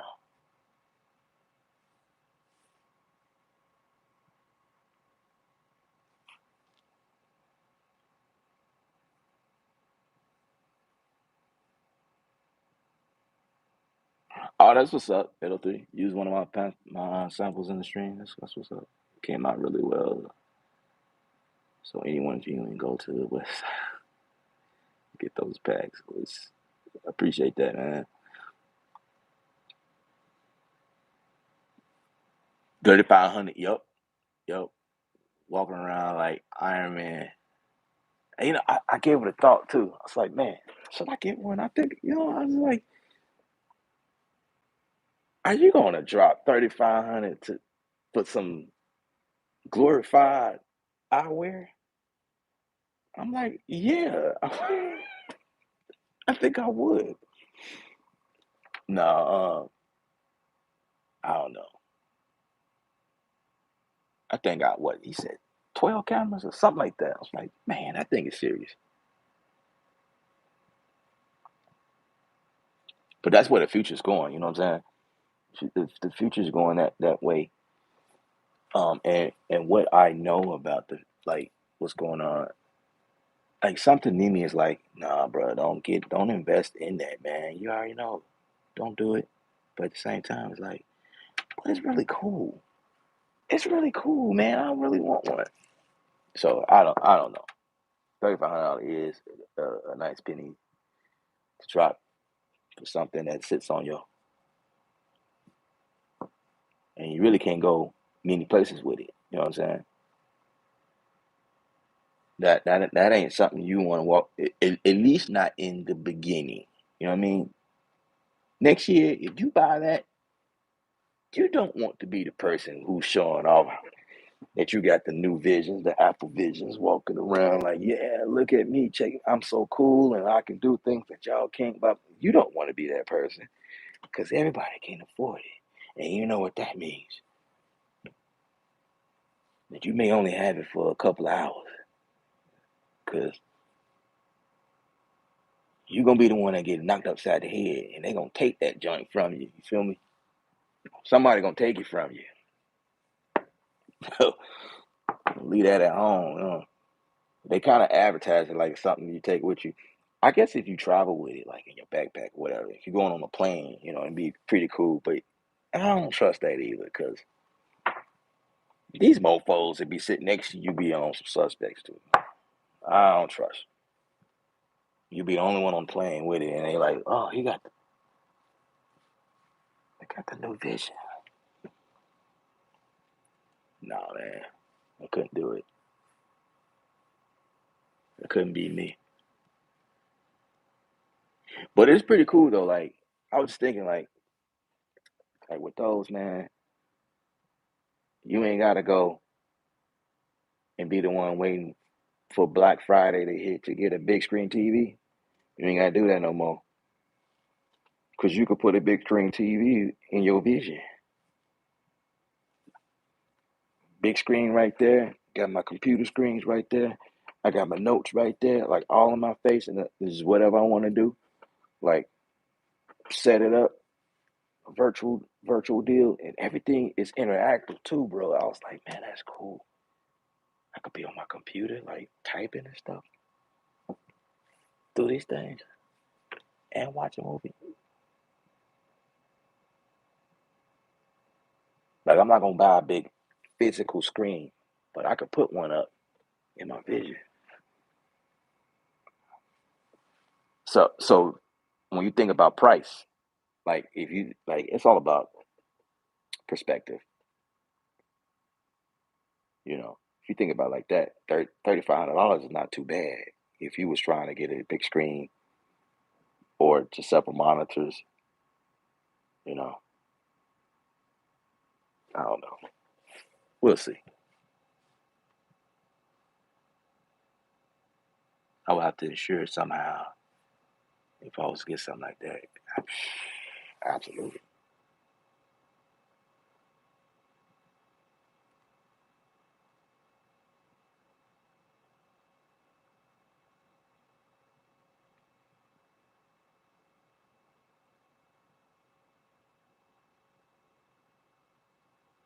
So not a bad deal, but much late when there are updates. But later.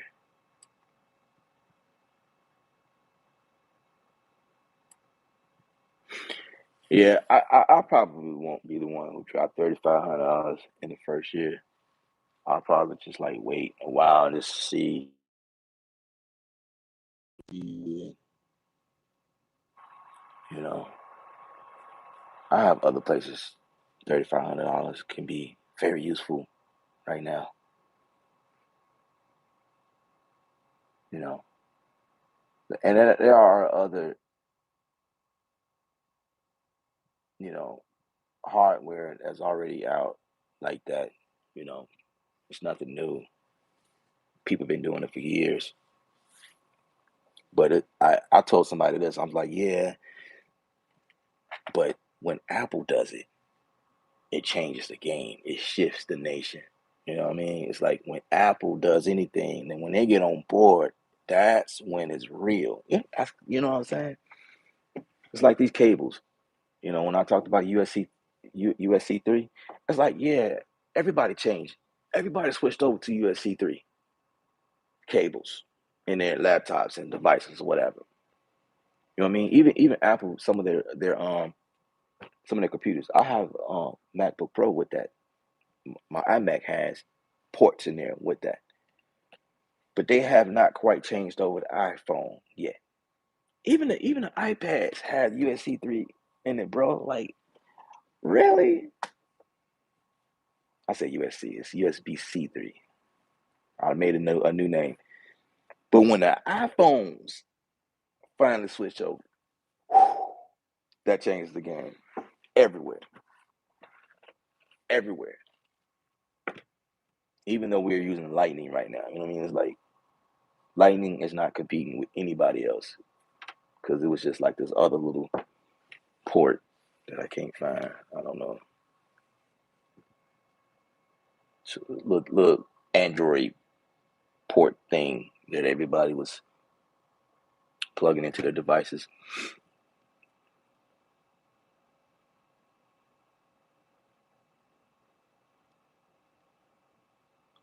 Everybody will make sure you exit the plane first so they could follow and wait for the opportunity. You're right. You're right about that. You're right about that. I'm not even an Apple guy, but I thought about it. But some of my thoughts we might have to talk about it. And you already know. That's why I said what I said, bro. I was like, it's like you already know what's happening. With the AI and you know this technology where it goes, and like you already know what's going on. With the the whole I forget what you call it, multiverse. Like all that stuff is like connected, yo. You know, with headsets like that, oh man, that would make the experience like crazy. Like if you doing like metaverse type stuff, you can make people appear. It was one thing that they said that interested me a lot, and they blew past it. They was like, yeah, you put these headphones on. I mean, not headphones, but these things, and you'll see things that is not seen to the naked eye.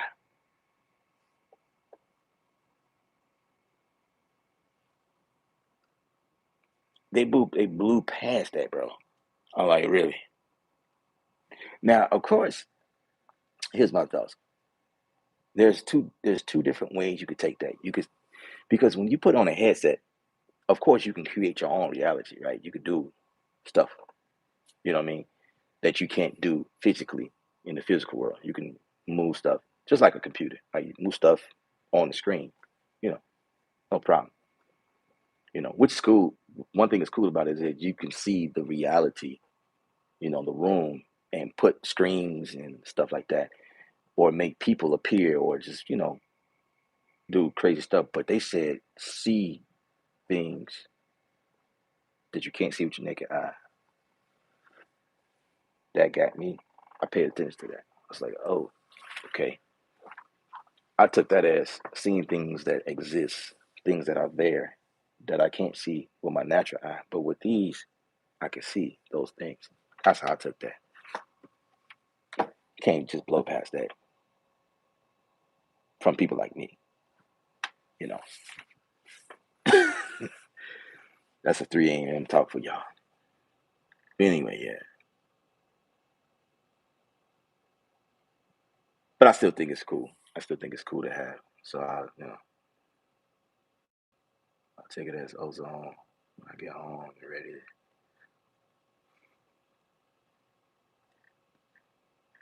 Man, we only got 10 likes, man. What's up? Got 12 people watching, man. 10 likes. Can we get them likes, man? Can we get them likes?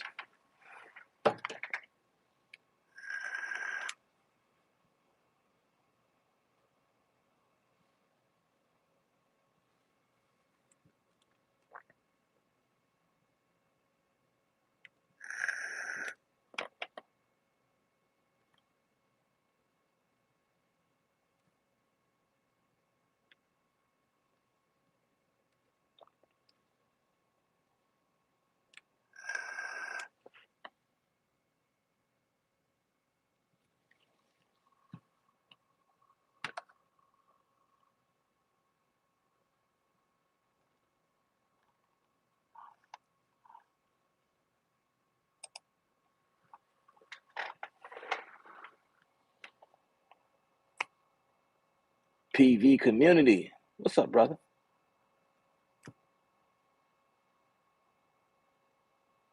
It's all good, man. I know how it is, man. Y'all just hop on the stream and just be like, yeah, yeah, that brother, yeah, I agree, man. That brother, he right, having a great time, and then forget to hit the like button. Come on, big bro.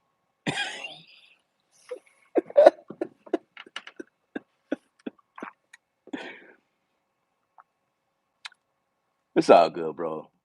PV community, man. That's my dude right there. That's my dude right there.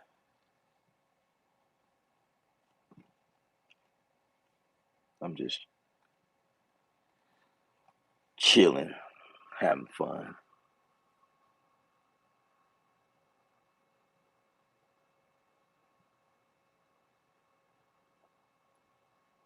If they will only drop the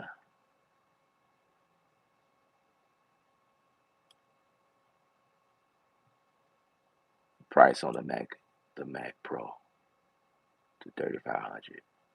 I know, right?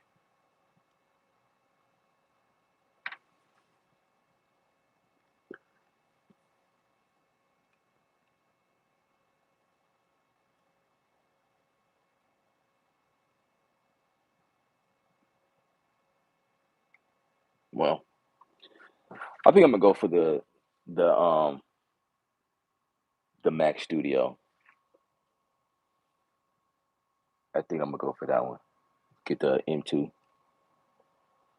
the M2 chip. I mean, if even if I go for the M1, I think it still will be powerful enough for what I need to do because the computers that I work off now is still Intel, and they're decent, but I could use a little bit more power for the type of stuff that I be doing. Video editing and streaming and production. I could definitely use a more powerful computer. So even if I get an M1, I think I'll be okay. And they talking about the M3, bro. So if I get an M2, I think I'm gold.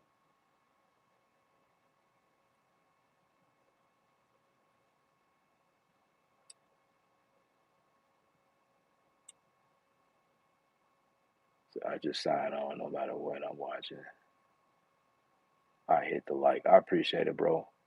It's just people like you, man, that just makes life worth living. I feel it. I appreciate it, sir. I appreciate that, man. Real talk, man.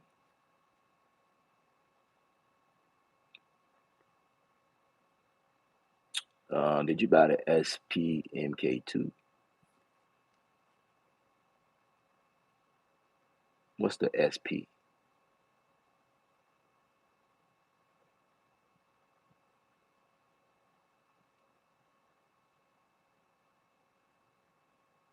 But even they did, I would have had them to Andre on my. I'm not sure what they're talking about.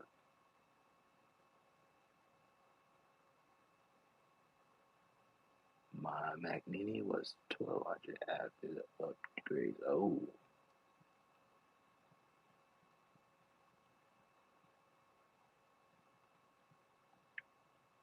the SP44. Okay, okay, okay. No, I don't have one. I was thinking about getting one. I was seriously thinking about getting one. I still may. I think that would be a great addition to what I do. I think that would be cool,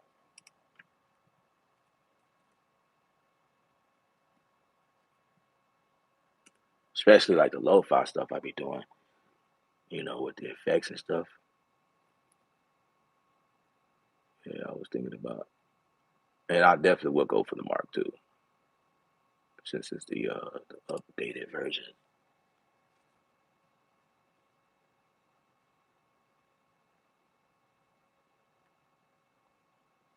I guess you could say that that is a hardware version of some of the effects that you will get on other more expensive hardware. It's come all in a box, power pack. That would be nice.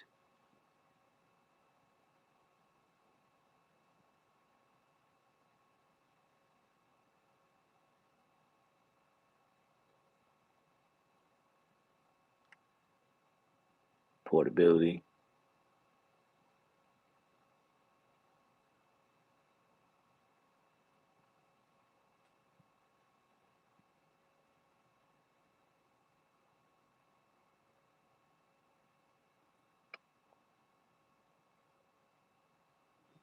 Yeah, it's not a bad price at all. You know what I'm saying? For what that thing does. If we talking about the SP44, SP4004, yeah, that thing's pretty sweet. I've been eyeballing it for a while. Even before the Mark II came out. I think it's pretty cool. You know, I think it's pretty cool.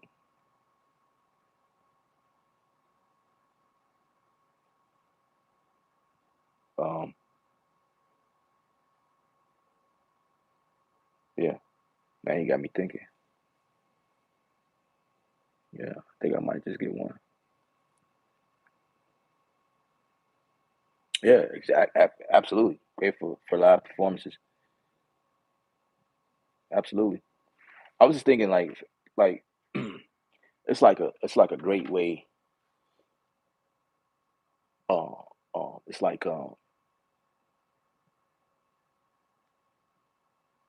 DJ, a portable DJ effect system for beat makers slash DJs. Like the little box, this is a sweet deal for what it does, man.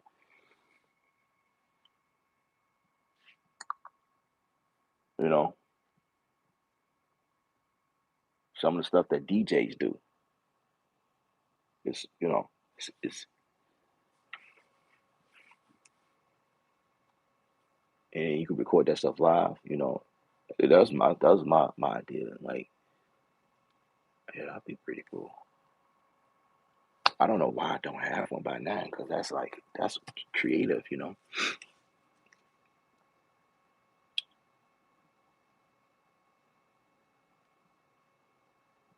said going into S1 straight from a USB cable, but now EA Ski has given me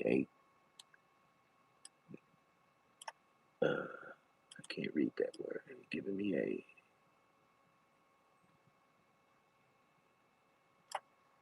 let's see if I can read that here.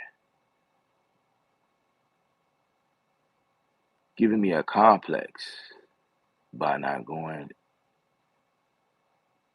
an envelope.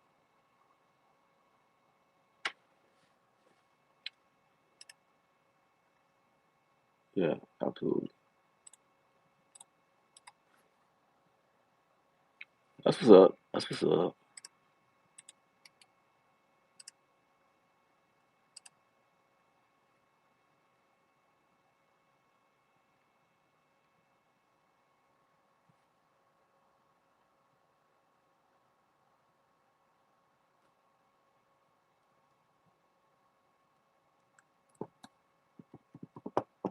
Trying to get a DJ rig going.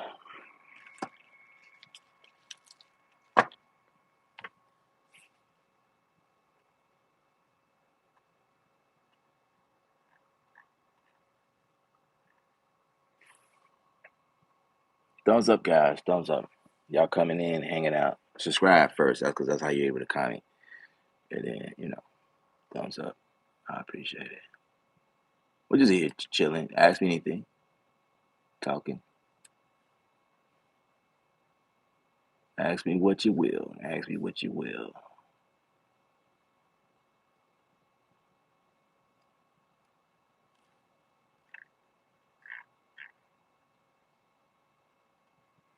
If I miss your question, forgive me. Just ask me again.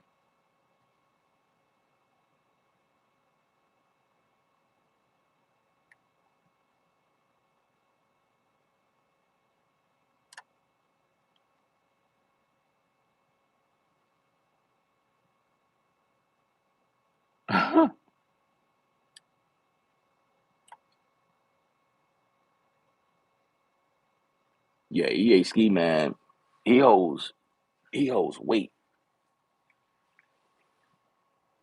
You know, he holds weight when he say something. He's holding weight.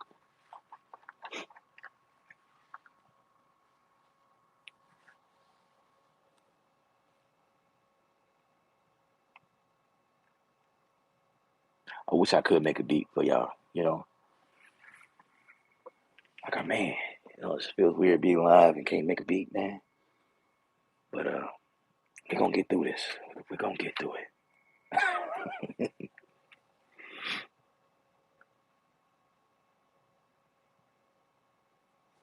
If you have really great ear, that's the most important thing to have because you can just about anything sound. Yeah, absolutely, man. That's the golden. That's the Bible right there, y'all. Like that's it right there. That's what it's about. You know what I'm saying? And that's what I tell people. I'm when I'm streaming live, most of the times it's like you never know what I'm using.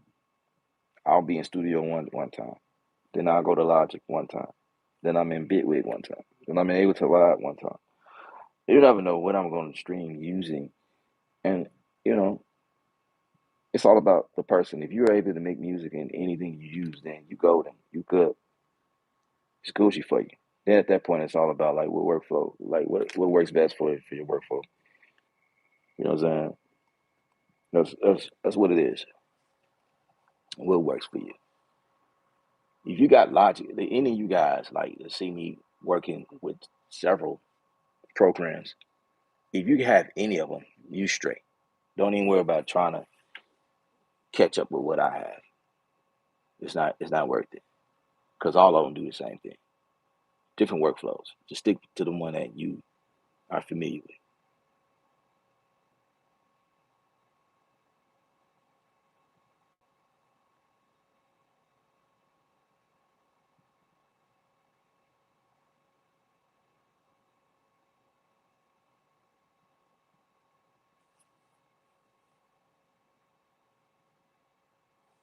So Ron said, how many people you need to run that setup for that event?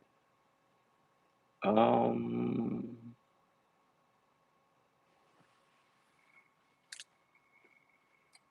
it's not really the amount of people. Um, it looks like it's going to be close to 200 people in here based on the chairs and setup. Look like 200, 300. Small scale. Um, this hotel happened to have drop down screens because on other cases we'll be putting in bigger screens and or the amount of screens that we're using depends on how wide the room is or how deep it is, stuff like that. The amount of times I set this up, I couldn't even tell you the number of that. It's, each time I do this is different configurations and uh, different scenarios, you know, and it usually boils down to people's budget as well. Like if they can afford this or that, all the things that all the things that people want to do, it's always over the budget. So people always have to find a middle point. Okay, we can do without all of the extra extravagant things that we just thought we'll ask, and maybe they'll say, "Yeah, we'll do it in for free" or something like that. It was like when the quote come in, like, "Oh, no, no, we can't afford that." Well, what did you think was gonna happen?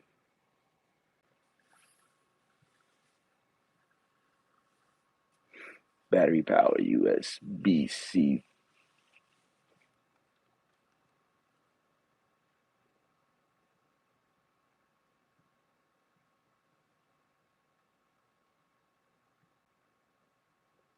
I want to know who's in charge of naming stuff. Is it going to be a USB-D? That's going to be a weird name. USB-D.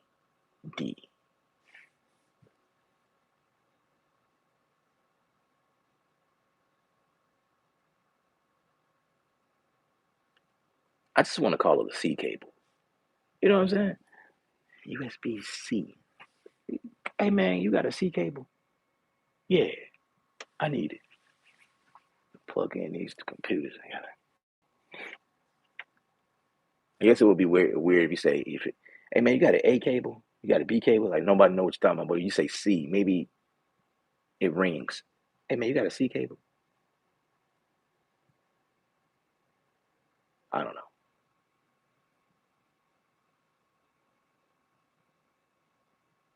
I'll be sure. What's up, bro? What's happening, sir?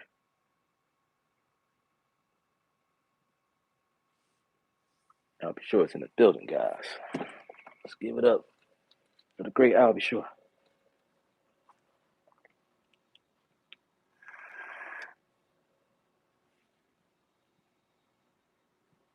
I'll be sure to agree.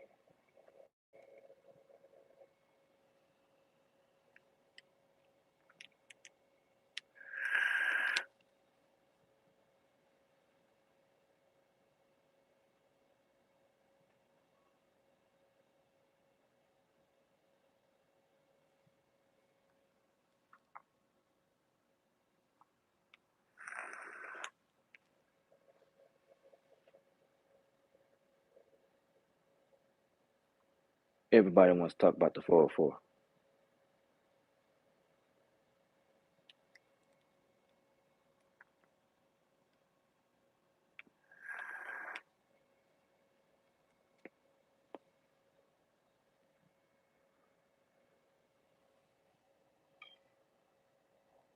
All right, let's go for a walk, guys. Let's go for a walk.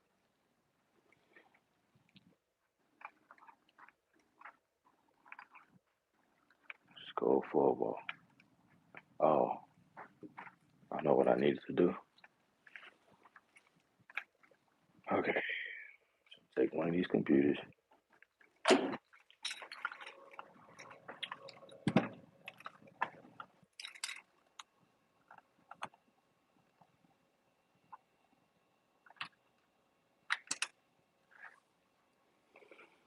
take one of these computers and plug it in. Plug it in, plug it in. Yes, sir, I am at work. I do believe USB-C will take over HDMI, but wireless cabling is the future. Absolutely.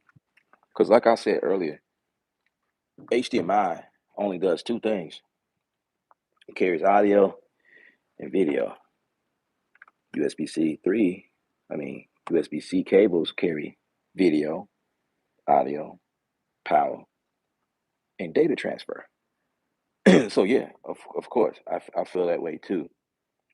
Um, but as long as like AV companies such as mine, we carry monitors like these, HDMI will be here for a while. But yeah, it will eventually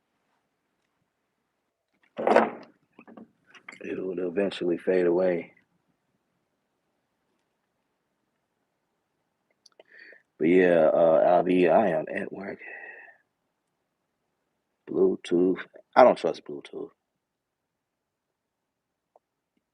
But I mean they are making some updates though, so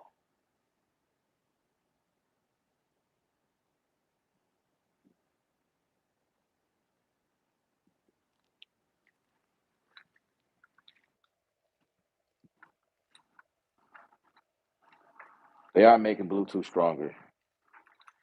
But right now, I don't trust Bluetooth because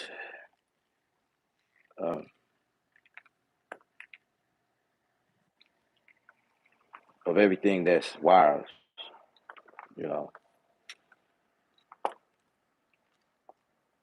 everything that's wireless right now, interference.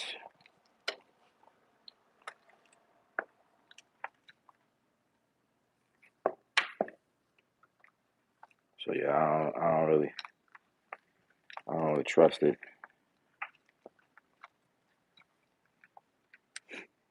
Especially like in the AV world, I think connecting wires will always be the strong point. It's just like internet. When we're doing like Zoom calls and stuff like that, we're always gonna want to do hardwire because it's stable. You know, if you're doing that type of stuff at home, yeah, you got strong internet, you should be okay. You know what I'm saying? But for what I do, when you in show and you lose a signal, that's not good. It's not good at all.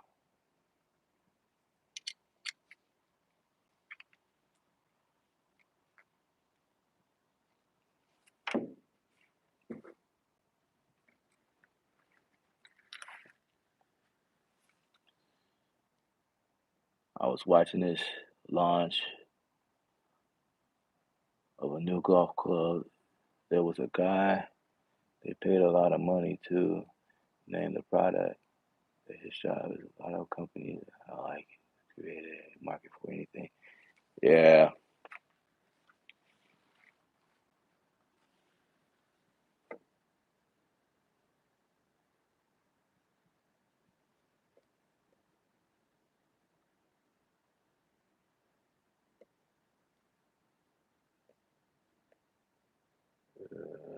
see HTML source,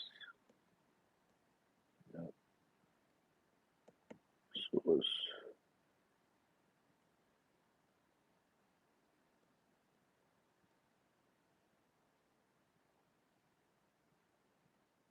Okay, I should have a signal. I should have a signal. So I got the laptop up there. I should hit the switcher. Hit the switcher.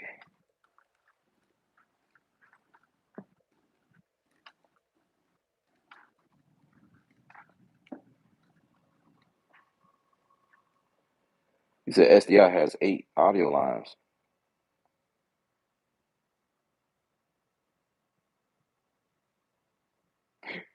Well, yeah. I mean, I feel like SDI is the standard, like period. Like SDI carries everything. It carries the weight like from point A to point B. But the end connectors, I think, is the thing. Um, what if they just made everything SDI? Put the SDI on iPhones. When I say SDI, this is what I'm talking about, guys. In case y'all don't know what I'm talking about, kind of like a copper. Uh, I mean, wait, I'm trying to can't remember the name. Copper something.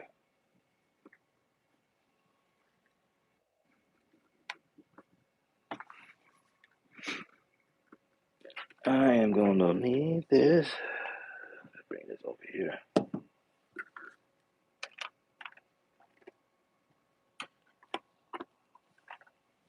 Bring this to Papa. Come to Papa.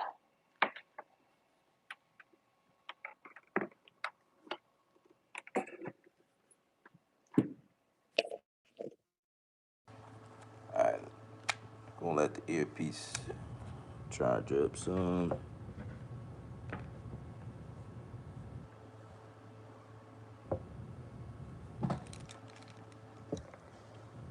Come to Papa.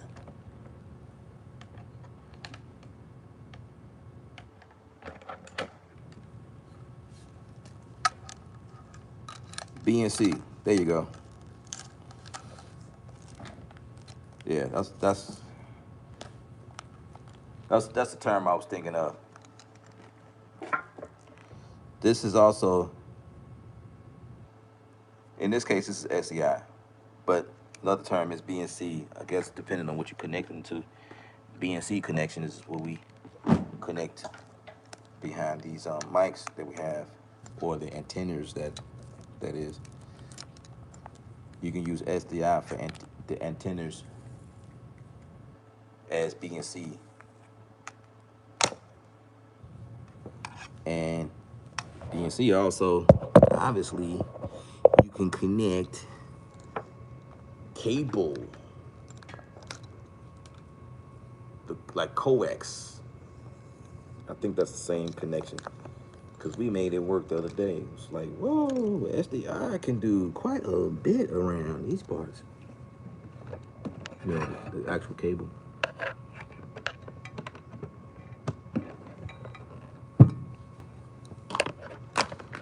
BNC.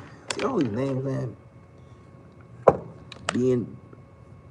BNC, USB, USB A, USB B. Wait, is there a USB B? I guess so. Because this will be USB B, I think.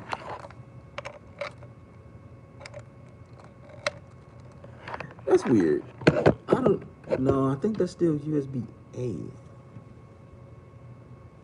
I don't think they named that part. USB A, and then I don't know if there is a USB B. Is there a USB B? USB A, and then there's a USB C. I never heard of a USB B.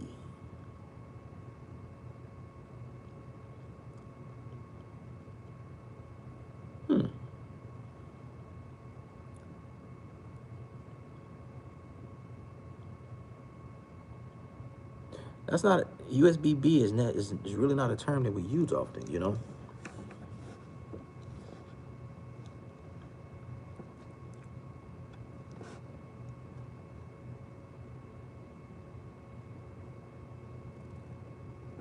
BNC is advanced. You are correct. You are most correct. Because with cables like these,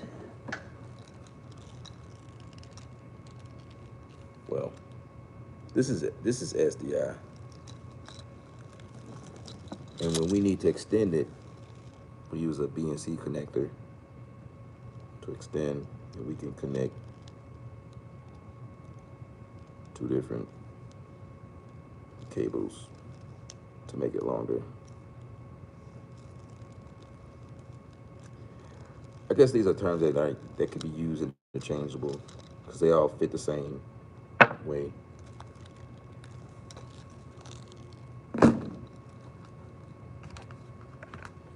Interesting stuff. Interesting stuff.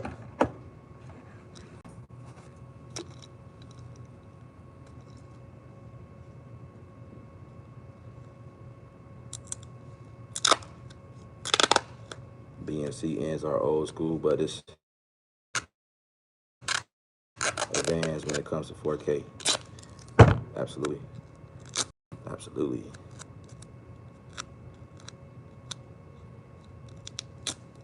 Absolutely. Yeah, BNC been around, for as long as I can remember. When I learned what it was and what it does, what it was and what it does.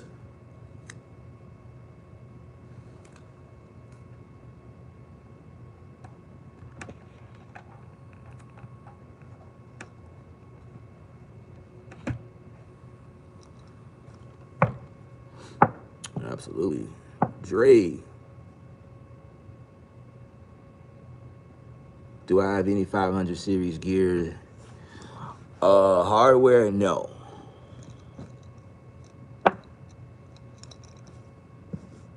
I have emulations, but No, I don't have any 500 series gear. That would be nice. That would be super nice.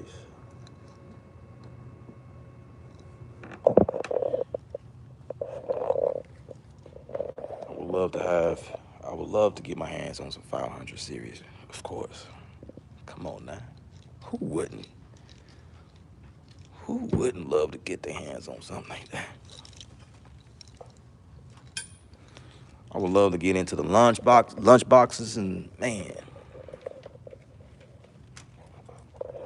just don't have a budget for that. I just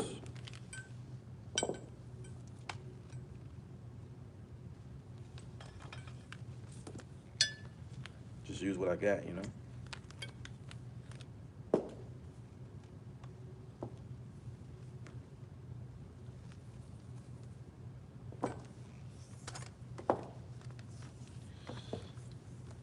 Man, y'all ain't never seen me in this element. That's what I do. I was like, you know what? Let me go live. Show my people. Show my people what I do. Show the people what we do here, around here.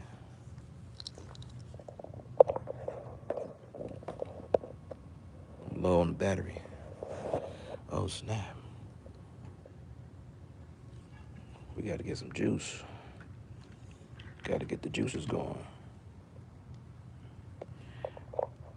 We having fun right now.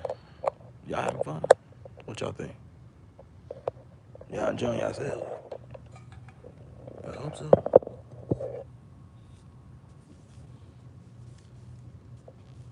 I hope so.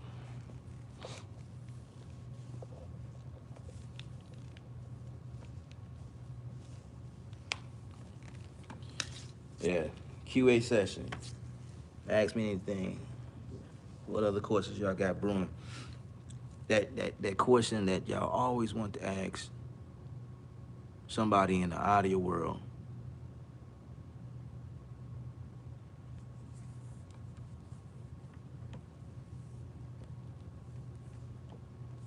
What y'all want to know?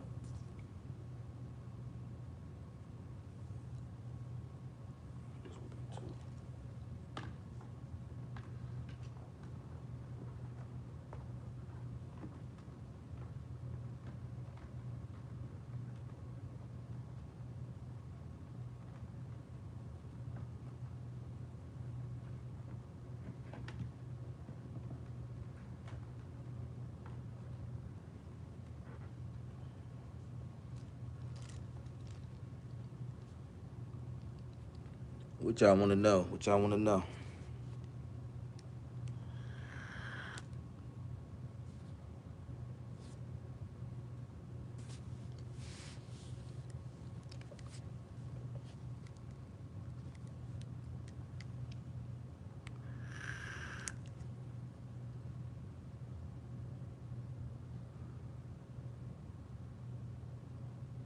Man, I can't wait to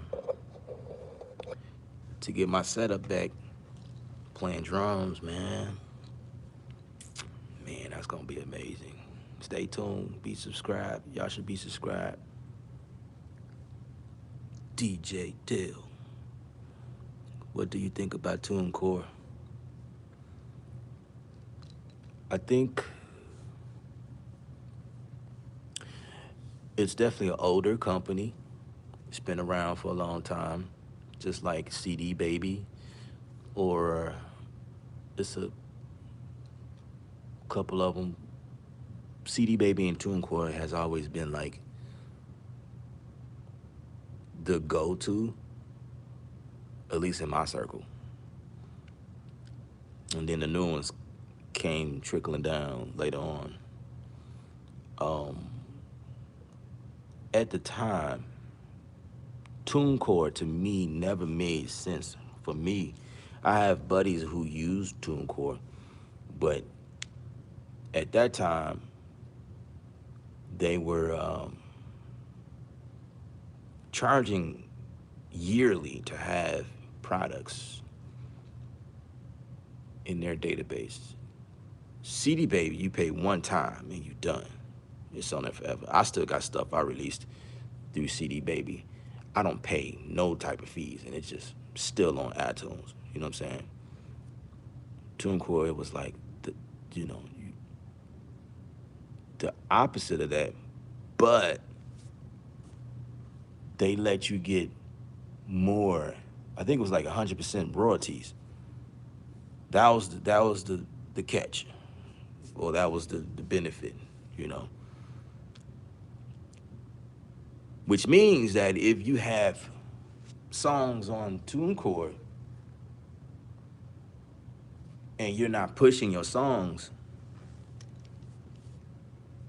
you'll be paying like 20 bucks a year or 50 bucks, whatever the price was. You'll be paying a fee to continue to have your music on their platform through them, service through them. And so for some artists, that wouldn't even make sense. But if you the artist that was pushing music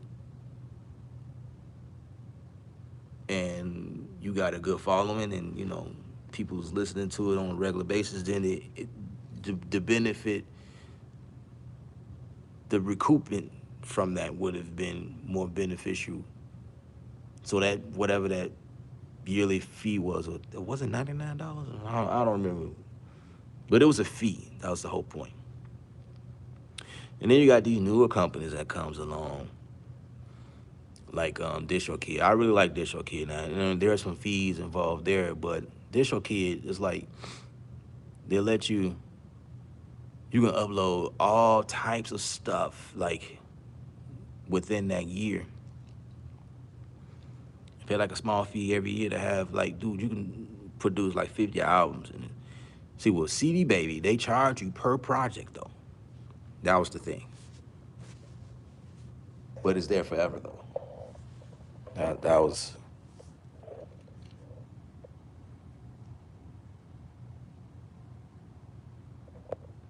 Have I checked out TuneCore? No, I have not lately. But like, you know, they're kind of older.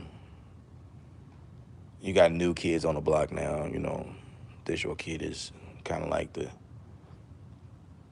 you know, it's kind of like a big thing right now. Everybody is on that. I produced a few, well, my lo-fi stuff I've been releasing is through DistroKid. And there are some perks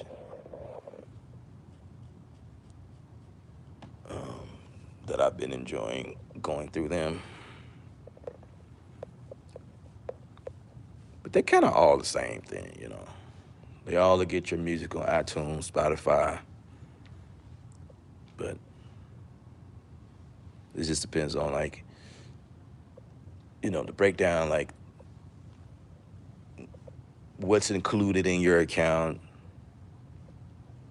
or if it's not included, what is the extra fee to do that? Like, for instance, Shazam. You know, I know with CD Baby, Shazam was. Um, if any of you guys don't know what Shazam is, I'm pretty sure all of y'all should know what Shazam is. But it's the ability to find your music via Siri or um, or Shazam itself. You know, when your music is playing in public, or any music is playing in the public, and people want to know what it is, they can just say, "Hey Siri." I was waiting on her to respond because I was like, "Oh crap, I'm finna in my live because she finna respond." But you call her out and then ask her what song is playing, and then usually like it's like in correlation with Shazam.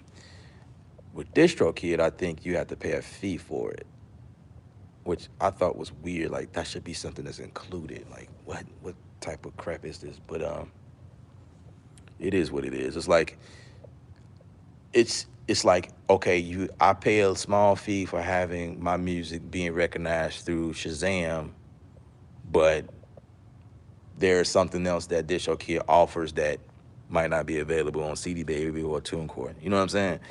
It's like one of those pick your battles and pick what makes sense to you for your needs and purposes.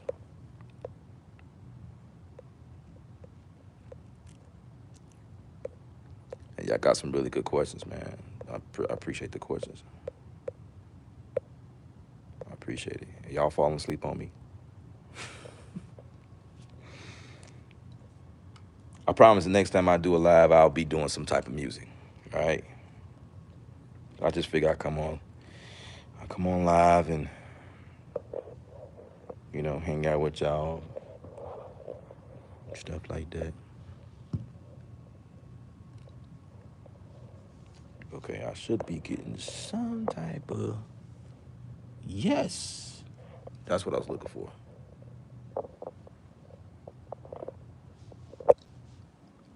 That's what I was looking for. Sweet. I was looking for input from the stage to come in. So now we can see it. We good. We Gucci. We Gucci.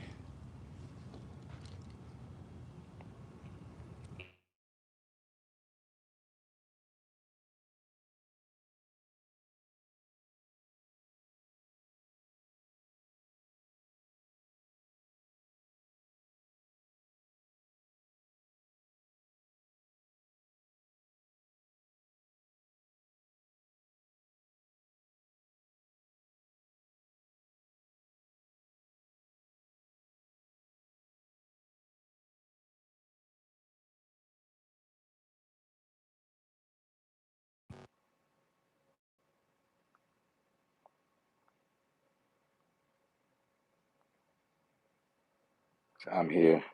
Let's listen while getting ready to head to an appointment.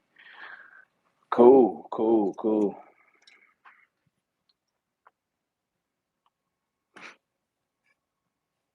cool, cool.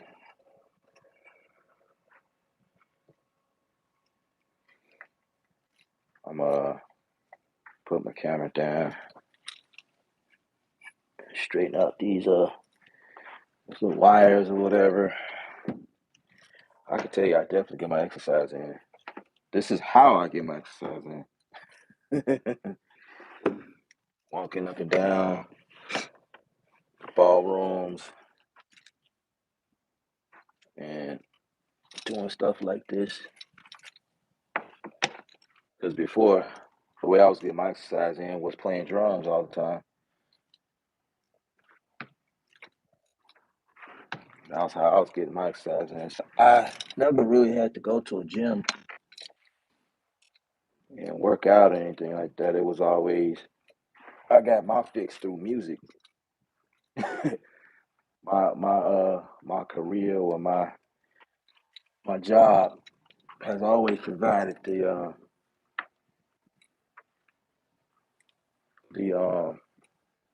athletic aspect.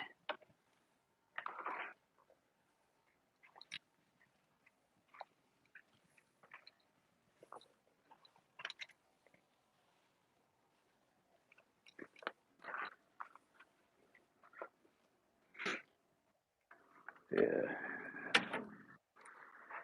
that's what it was for me. Playing drums, my forearms was like heavy. I was I was called. Actually, my father gave me this nickname. He said I had a heavy foot,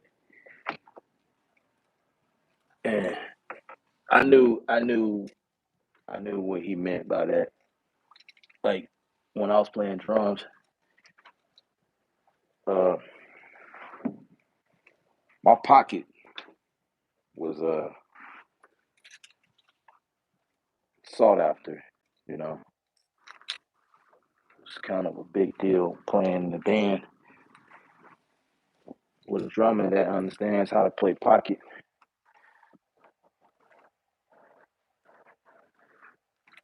So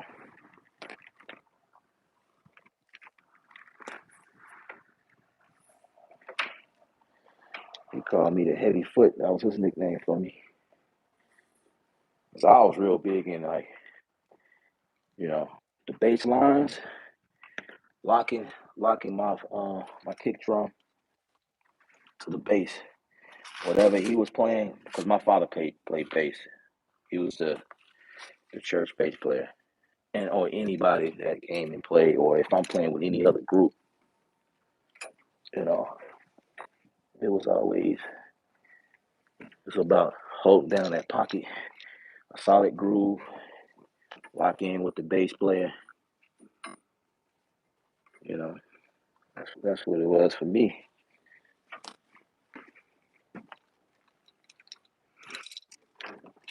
It's been like that for years. That's how I got my exercise in. It just everything just works like that. Nowadays, they got me laying down wires, installing,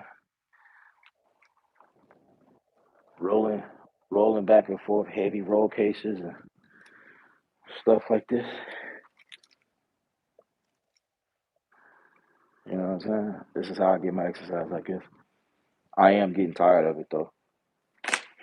I do I do wish to do music or go back to it full time. I used to do it full time. Like that's all I did. But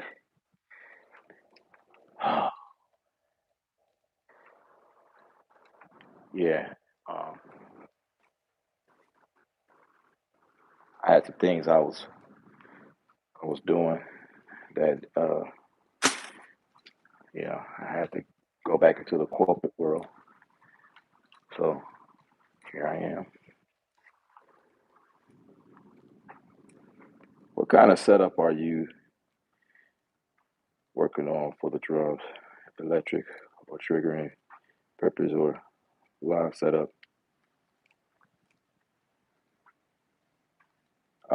No, I'm not working on anything right now, but uh, I am looking forward to getting back into it. That's what I was saying, and I will pretty soon. I have to, as soon as I change my location to something much more bigger, then I can set the drums up again. But I have both though. Uh, I had bought a uh, I had bought an electric kit a while back to trigger like some of the like MIDI triggering drums inside of a program. At that time, it was Logic. That was when I first bought a electric kit. It's when I was still working at dang, I forgot something.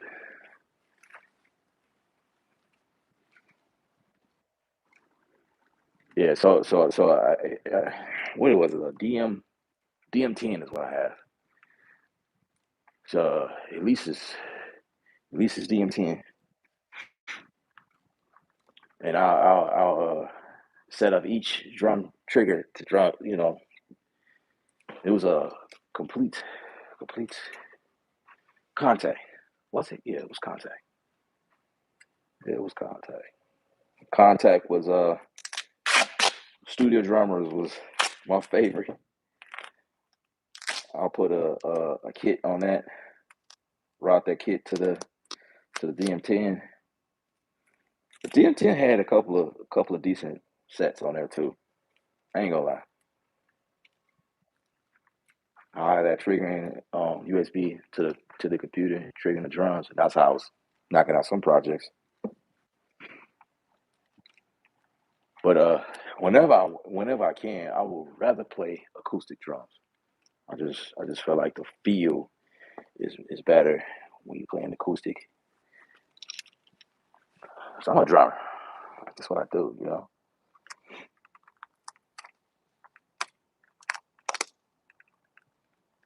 That's where it is for me.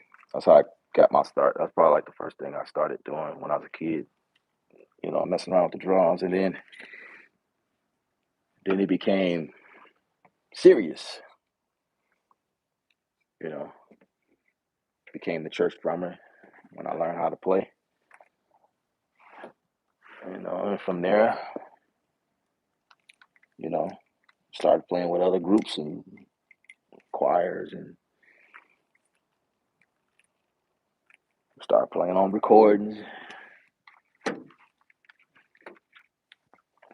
You know,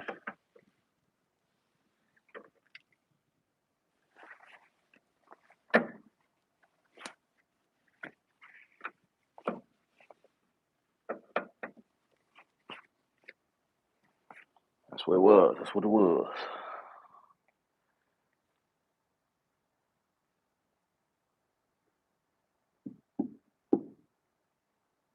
But I do appreciate y'all hanging out.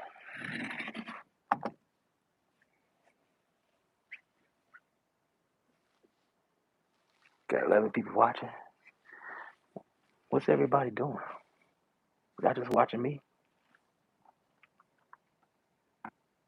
Y'all got any more questions?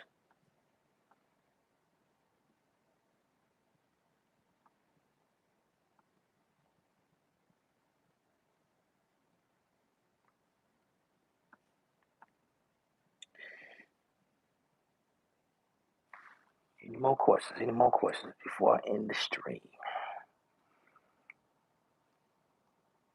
And then next time y'all see me, I will be behind the station again, making some tunes.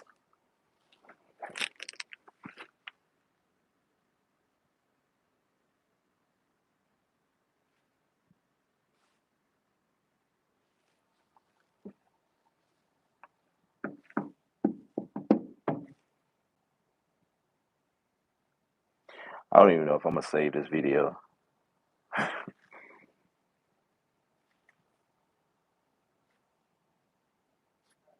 Yeah, I probably won't. I probably won't save this video. I'll probably like make it private or something like that, cause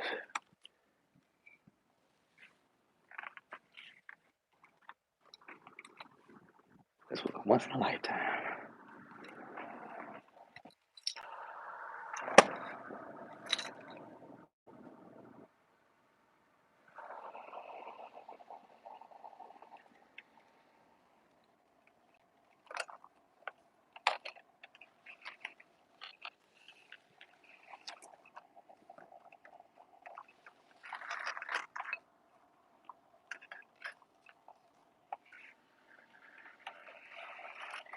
I guess for some of y'all, um, this is you know cool that you see that you subscribe to a channel that it's not just about beat making. Things a little bit beyond,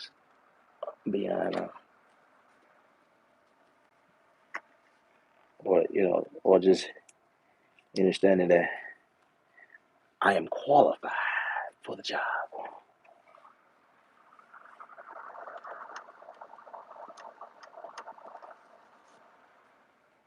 You know what I'm saying?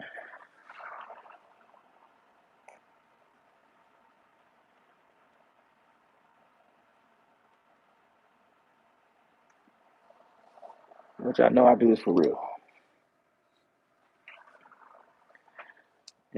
I don't only sit behind a desk with a couple of computers. I'm in the field. You know, I'm a technician at heart, tech at heart, audio at heart, video at heart, production, post production. That's what I do. This is all a part of it. Pull me out of that desk. When y'all see my screen, put me on the show. I can deliver. You know, you know what I'm saying?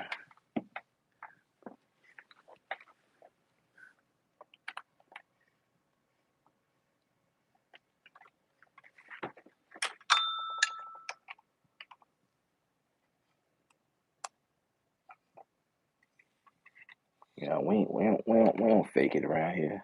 We do this for real. It's real life stuff.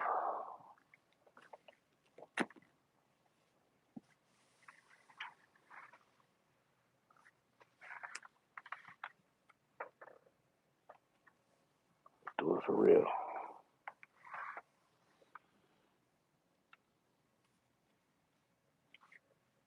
So, as y'all can see, I can never be the one that gives up on what I do. I think y'all can count on me being around for a while.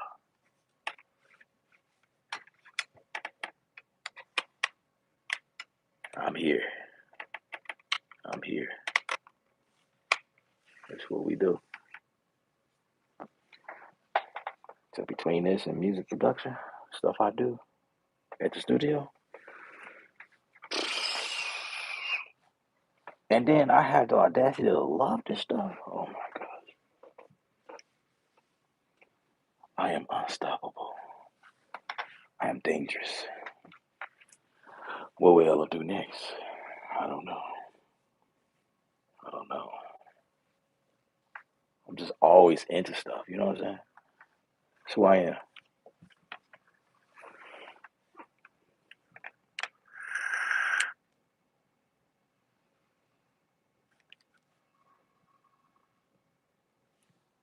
That's what I do. Well, doesn't look like I have any more questions. So I'm gonna be ending here in a few seconds. But I'm gonna stay on a few seconds because I know when I say that, that's when people start asking me questions like, you had like 3 hours to do that. Like why like you decide to ask me that when I say I'm ending the stream. So I'm ending the stream, but if y'all want to throw a couple of questions at me before I leave, please do so, and I'll answer those questions. It could be about anything, whatever y'all want to know.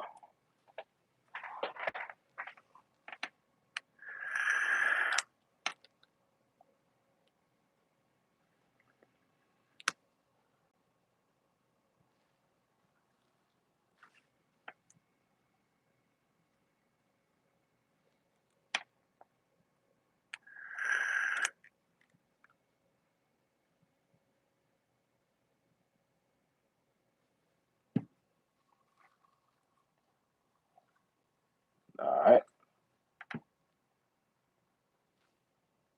But if you haven't had a chance to hit the thumbs up on the stream, I appreciate that.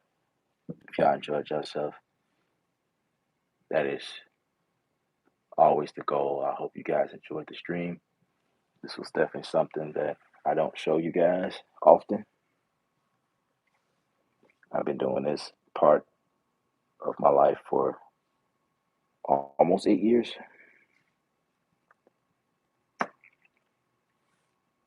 And it's cool. Of course, I wish I could do YouTube full time, do that all the time. You know, that would be amazing. I'm gonna make it happen. I'm gonna make it happen. I'm gonna make it happen. I'm gonna speak it. I'm gonna make it happen. That's what we're gonna do. We want to do YouTube full time, and it's gonna be enough income that comes in from this, where I don't have to do this anymore, or at least not at the rate that I'm doing it now. Because this does hold up a lot of my time. You know what I'm saying? This is not necessarily creative for me. It's just what I do, and it's not far off from music or what I do when I stream. Some of the same stuff. It's just on a bigger scale. But it's not necessarily creative, for the lane I'm trying to go in terms of like music production, video, editing, stuff like that. But it's getting the bills paid.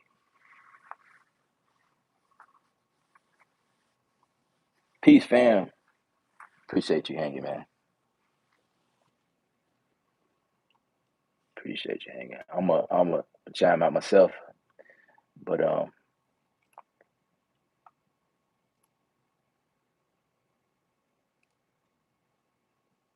y'all should hear more soon. I got some stuff brewing up, and just stay tuned. I don't have no outro. I'm just gonna end this stream.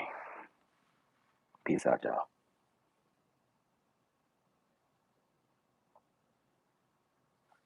Remember, life is governed by art. That's the new saying. Life is governed